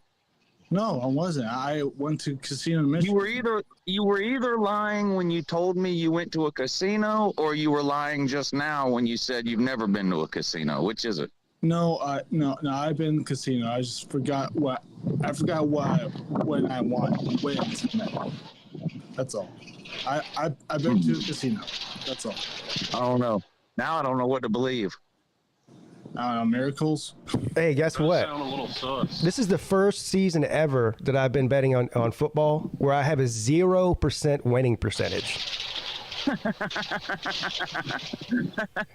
Yeah. I'm 0 for 1. That's impressive. Yeah, I'm 0 for 1. Your consistency rate is 100%, though. Yeah. Yeah. That's fine. Yeah, I took the Jags on the money line, and I thought towards the end there in the fourth quarter, I thought they might have had a chance because they have done those close game wins a lot over the past half a season. Yeah. Yeah. And plus, I'm a Jags fan. You're a Jags fan. Yeah. When did that happen? Well, the reason I like the Jags because I like the animal. That's it. You like who? The animal? The animal or the Jaguar. That's why I like the Jacksonville Jaguars. He likes the animal. Oh. Yeah, he's like these women that like I'll pick them because I like their jerseys better. Yeah. Yeah. But yeah, it's unfortunately my Jags choked. Well, I won't say they choked, but they tried, but they didn't really win that game. Well, they gave right. Yeah, I don't think anybody likes the Jags because of their jerseys. They've got some of the ugliest shits I've ever seen. Their old jerseys used to be really cool. I missed their old jerseys, like Luke said, like where they were black and golden or something like that. They did like a full teal setup. I like the jersey. Yeah. They did like a full teal setup one year, and that was god awful. It's ugly. But yeah, it's so. Who you got in the AFC Championship, Lou? If you had to pick now. I think the Bengals might win it. Yeah. Yep. I wouldn't have. I mean, I didn't even think they would beat the Bills. Bills, yeah. I thought they'd lose yesterday, but they looked good. They're on fire right now, man. Burrow is playing amazing. And you know the thing is, Pete, with the NFL, it's not the best team that wins. It's the hottest team. Right. It's just whoever's playing good at the end. It's not a real title. Yeah. Because they have too many playoff teams. Way too many. And I remember NFL analysts saying the Bills going to win the Super Bowl. How did that happen? Yeah, that didn't happen at all. Well, the Bills now are close to being like the Bills from the Jim Kelly days. I mean, they're good every – now they're not choking Super Bowls away, but they're like the best team in the league every year. In the divisional round. Yeah, so what's worse? What's worse, going to the Super Bowl every year and losing it, or not even making it to the Super Bowl every year? Not even making it, probably. Yeah. I would say so, too, probably. Although it's much more heartbreaking to watch your team lose in a Super Bowl year after year, but... Yeah, I'd still rather get there and lose than not get there. I'll tell you what, the Bills fans they're hot and livid. They want McDermott fired yesterday. How are you a team from Buffalo and you're not prepared to play in the snow? Oh, yeah. Yeah. I like McDermott, but he's... I don't understand how Joe Burrow ever completed a pass because he played in the SEC. So how did he even complete a pass in the snow? He also played at Ohio. Because he didn't. He never played at Ohio State. He was just on the team. I'm saying he's on the team. He's used to the cold temperatures. How do you know? You never saw him play. He learned how to play in the snow, and he had to come to the SEC to learn how to play in the snow.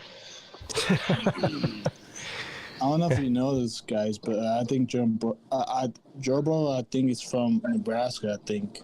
Where's Josh Allen from? Joe Burrow's from Ohio. Well, Josh Allen's from California, but he went to Wyoming to play ball. What snows all the time in Wyoming? How was he terrible yesterday? Yeah. I don't understand. Is there an Ohio State man in here? No, I don't understand this. Basket man. Well, Aaron Rodgers is from California. How does he play well at Lambeau all the time? Yeah, I don't get it. Yeah, how did Brett Favre? I mean, he was from Mississippi. Yeah. Yeah. An Ohio State man says you can't play in the snow unless you are from the snow, or unless you play for Ohio State and lose to Michigan, then you also can't play in the cold. Patrick Mahomes is from Texas, right? This is giving me a headache. I got to go back in here. Yeah, all right. Talk to y'all later.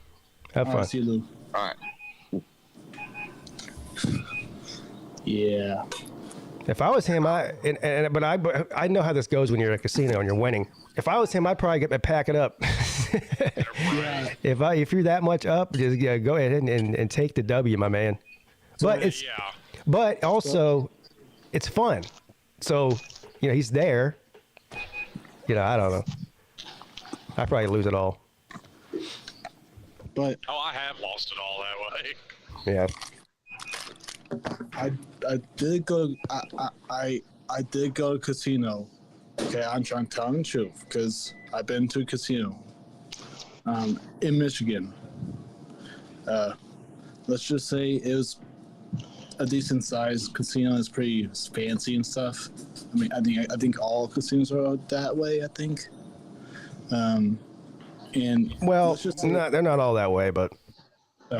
See, that's my first ever casino, so I don't know all about casinos. So basically, I won I think I won $2. Damn. Well, that's better than losing $2. I think. I think it was from Keno, which I like. Oh, you like Keno, huh?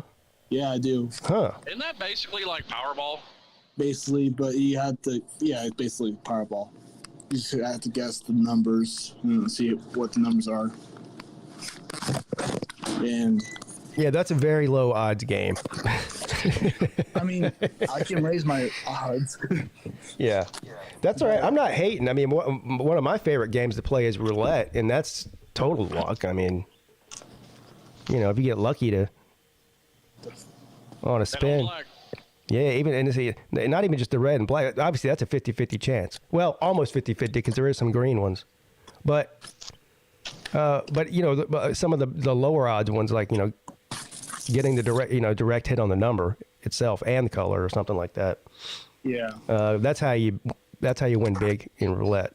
See, I don't know why I like Keno. Or lose big. Maybe because I get a higher chance of winning. I don't know. Than other games on the casino, so I don't know. But don't forget, Pete, because I know you sometimes forget, but don't forget tell Lou about the game I told you about, the Shaka Ball or Shoko Ball, or whatever it's called. Yeah. I got it written down right here. Shaka Ball. Or whatever it's called, yeah. I've also got the limbo written down. It's somebody's idea to do the limbo. Why did I even write that down? That sounds like a terrible idea. I think that was Traveling Fool's idea. I mean, it sounds like a good idea, but to me, it sounds like an injury waiting to happen. Yeah, I was going to say, someone's going to get hurt. I'm going to get hurt. Shit. I might break my back. I mean, I think that's one we'll get through rather quickly because I got a feeling a lot of people are going to be terrible at it. Yeah, most people fall on the first time. What are you trying to say, Luke? Sorry. I didn't specify who. Shaka ball, yeah.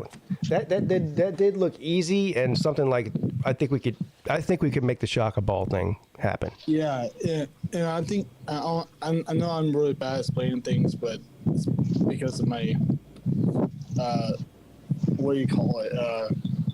Speech or whatever it's called, or I don't know. But I try my best to do the how to play, whatever it's called. But the rules is on Amazon, the Amazon site. Just search Shaka-Ball. Yeah, we'll figure it out. It's not that hard. We looked at it the other day. It didn't look that difficult to me. No. Yeah. So, yeah, I'll bring it up. Or to say if we do it, but I don't know if you want it, but anyway, I just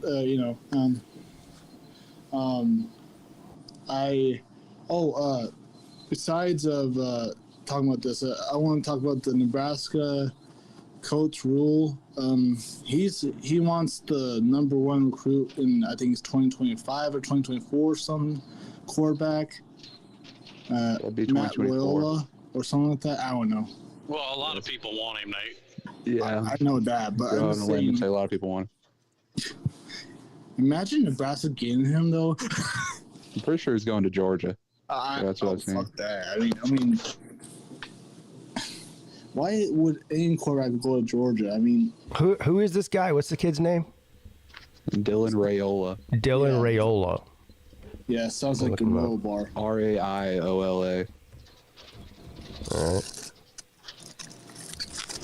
He has an uncle that is working or coaching for Nebraska, I think.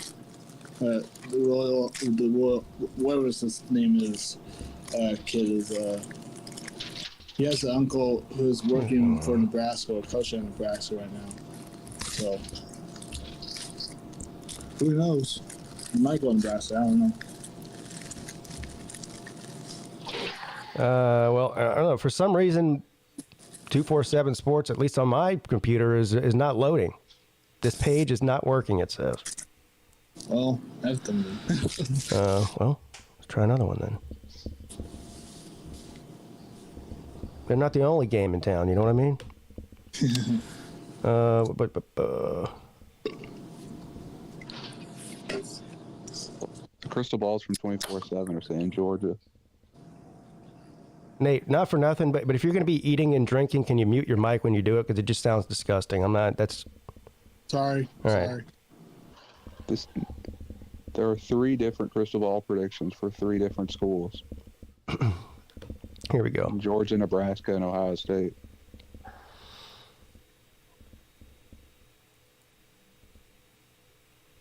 The number one prospect in the nation for the class of 2024 has already been a wild ride. Plays high school football in Chandler, Arizona, or at Chandler High School in Arizona. Initially committed to Ohio State, but withdrew his pledge to the Buckeyes on December the 17th. Since then, just about every big name program has jumped into the mix, including the Buckeyes' arch rival Michigan, with head coach Jim Harbaugh reportedly paying Raiola a visit on Wednesday. So Harbaugh's out there recruiting him too. Saying they don't want Jaden Davis anymore. He might just come to Carolina. We now know which schools are standing out the most to Raiola. He told Chad Simmons of On3 that Georgia, Nebraska, Oregon, and Southern Cal are currently his top schools. So there you go. It'll most likely be one of those then. Then we can stop speculating. If he tells you it's between those 4 schools, then I believe him.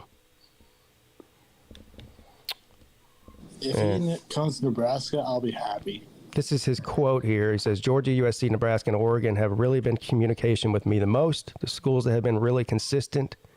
And I like the coaches I have been speaking with. So, yeah, well, like a week and a half ago, Monty McClain said he was fully committed to Miami, and we see how that turned out.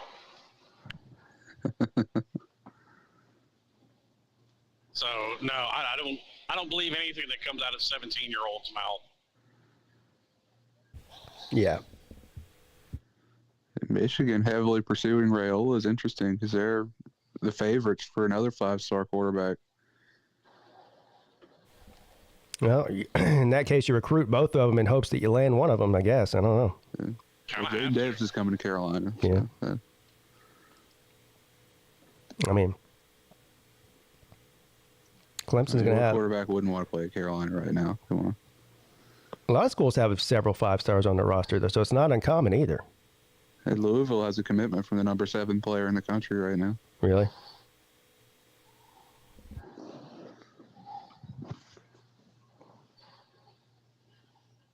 What day is the final signing day?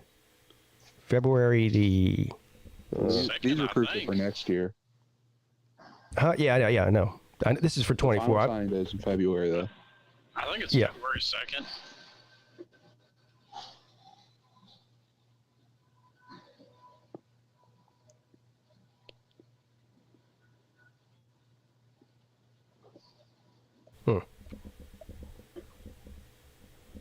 So there you go. 4 schools. That would be a good quarterback battle at Georgia. Georgia, how in the hell, let me ask you guys a serious question. How in the hell have any of those guys not transferred out? Stockton, Vandergriff, who am I missing? Beck. That's the top 3, right? Yeah. Yes. And I Signing think day is February 1st. and I think it goes in the order. This is the order it goes in, probably, right? Beck, then Vandergriff, then Stockton, or Vandergriff third? They're saying that Beck's starting, right, next year. Yeah. Well, right now. So who's number 2 on that list? I feel like we had this conversation before. I just forget. Been there longer. Who? Vandergriff's been there longer? Yeah. Yeah. Well, I guess nobody probably really knows the answer to it. They'll have their opinion, who they like more or something. Well, anyway, here's my point. The fact that one or more of those guys hasn't left yet is mind-boggling. Well, and that could very well change after the spring when the portal opens back up. Okay, so Nature Boy says that Vandergriff probably does bolt after the spring. He says it's Beck, Vandergriff, then Stockton, probably. Yeah, well, how many of them are going to bolt after Carson Beck throws one interception and Jackson Muschamp gets put in there? So Rick Dog says the same thing. Vandergriff probably transfer in the spring. So a lot of smoke around him probably leaving. I'd be surprised if somebody didn't. It's just, I mean, it's a good problem to have, though. There are definitely worse problems to have. Yeah. Yeah, I mean, think about it. Like, I don't know. I'm considering that Drake May will most likely be the best quarterback in the ACC yet again this season, but we'll see. There's a bunch of really good quarterbacks in the ACC next season, but I still think May probably going to be the best. But who after May, and God forbid something were to happen to him, of course I don't wish that on anybody, but let's say that May goes down for a couple games due to injury. How big of a drop off is it for the number 2 quarterback from Drake May to the next guy? Well, I've never seen him play in a game, so I have no clue. Okay, so who is it? Connor Harrell. He'll be a redshirt freshman. Redshirt freshman, 4-star, something? He was a 3-star, and we have a 4-star true freshman. Okay. So the answer, well, you just answered the question. The answer is there's a massive drop-off between Drake May and the next guy, which we don't really know because he hasn't played, but I'd be willing to bet. I'm about to say, just because he's 3-star, I mean, Mac Jones was 3-star, played out of his mind. Yeah. I think Kyle Trask was too, if I'm not mistaken.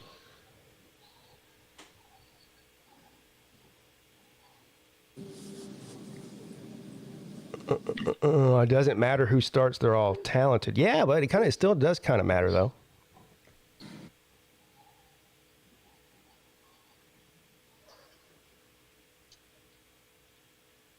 I still believe Carson Beck is one interception away from Jackson Muschamp leading the Georgia Bulldogs offense.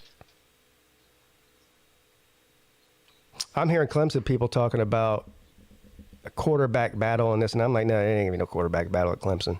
Not this year.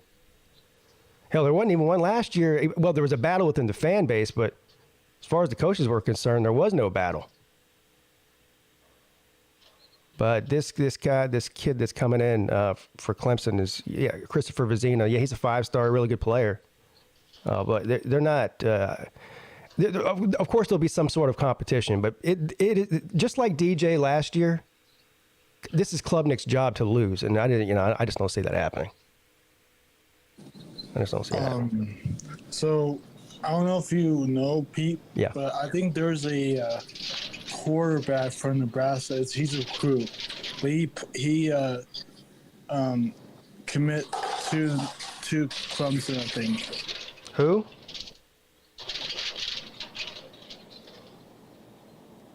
Nate.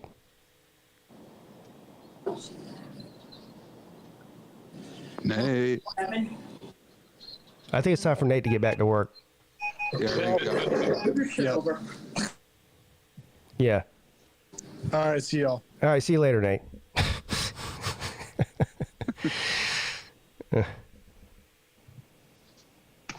You always know it's time for him to get back to work, because every midday show, or most midday shows, when he's at work, it coincides with his 30-minute lunch break, so he always comes into the StreamYard. And you can always tell when lunchtime's over with him, because you hear that woman in the background start yelling at him and tell him to do shit. You know what I'm saying? Yeah.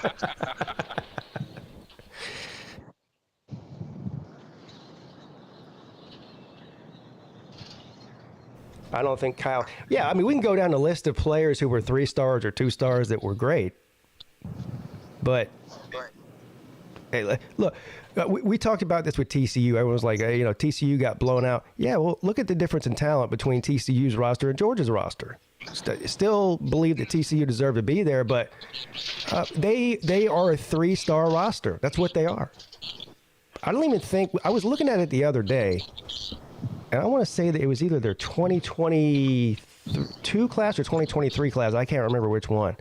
It was like 0 5 stars, like 0 4 stars, like 22 3 stars, and 3 2 stars, or some shit like that. So that's probably 2022, because their 2022 lost pretty bad. It was essentially 95% of the signees were rated 3 stars, and there's nothing wrong with that. There's only, how many 5 stars is there every year in every recruiting class? Like 30, maybe 32. I think they do it with how many first-round picks there are. Oh, okay. So like if you're a 5-star, you're supposed to be a first-round pick. So there's not a different number of 5 stars every year? I think there is. Like, in other words, every year. I mean, 4-7 does. Oh.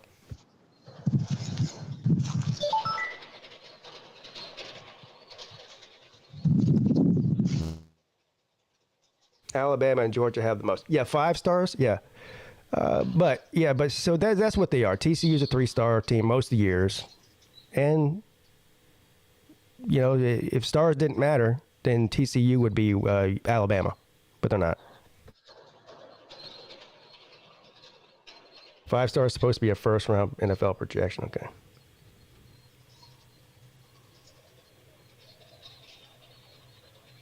What's up, Stan? The Sandstorm Show man is here. He called in Friday night. Got to meet him. I actually kind of owe him an apology. I owe a couple people an apology. Before we end the show here, I'll give my quick apology for Friday night's show. First of all, the show ended up being great anyway.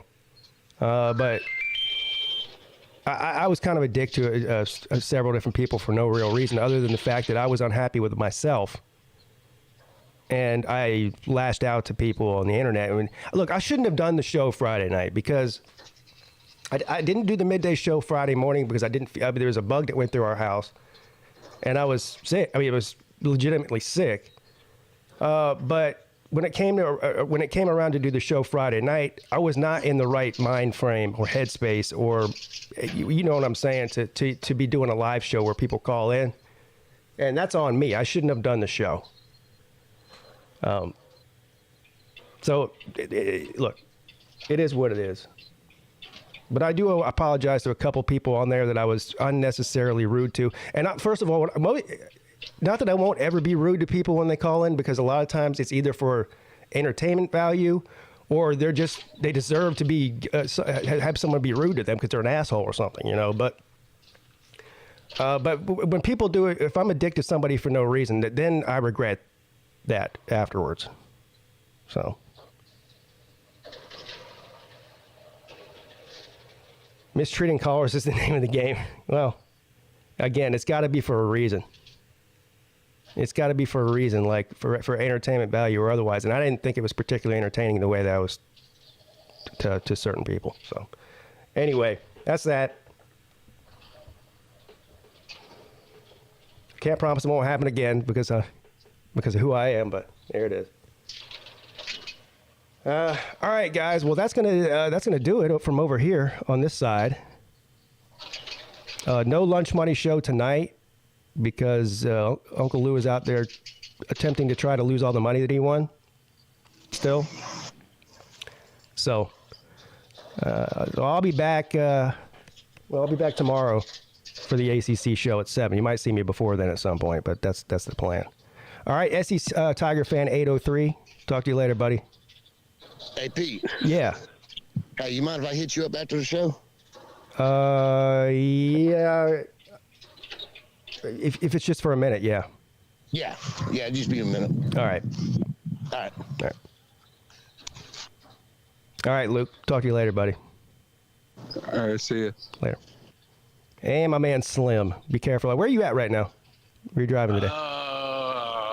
About 30 miles from Texarkana. Headed to pick up a load of Coors. Oh, a load of Coors? No, I am almost Texarkana, but no. Oh. All right. Well, be safe out there. All right, buddy. All right. See you later. Later.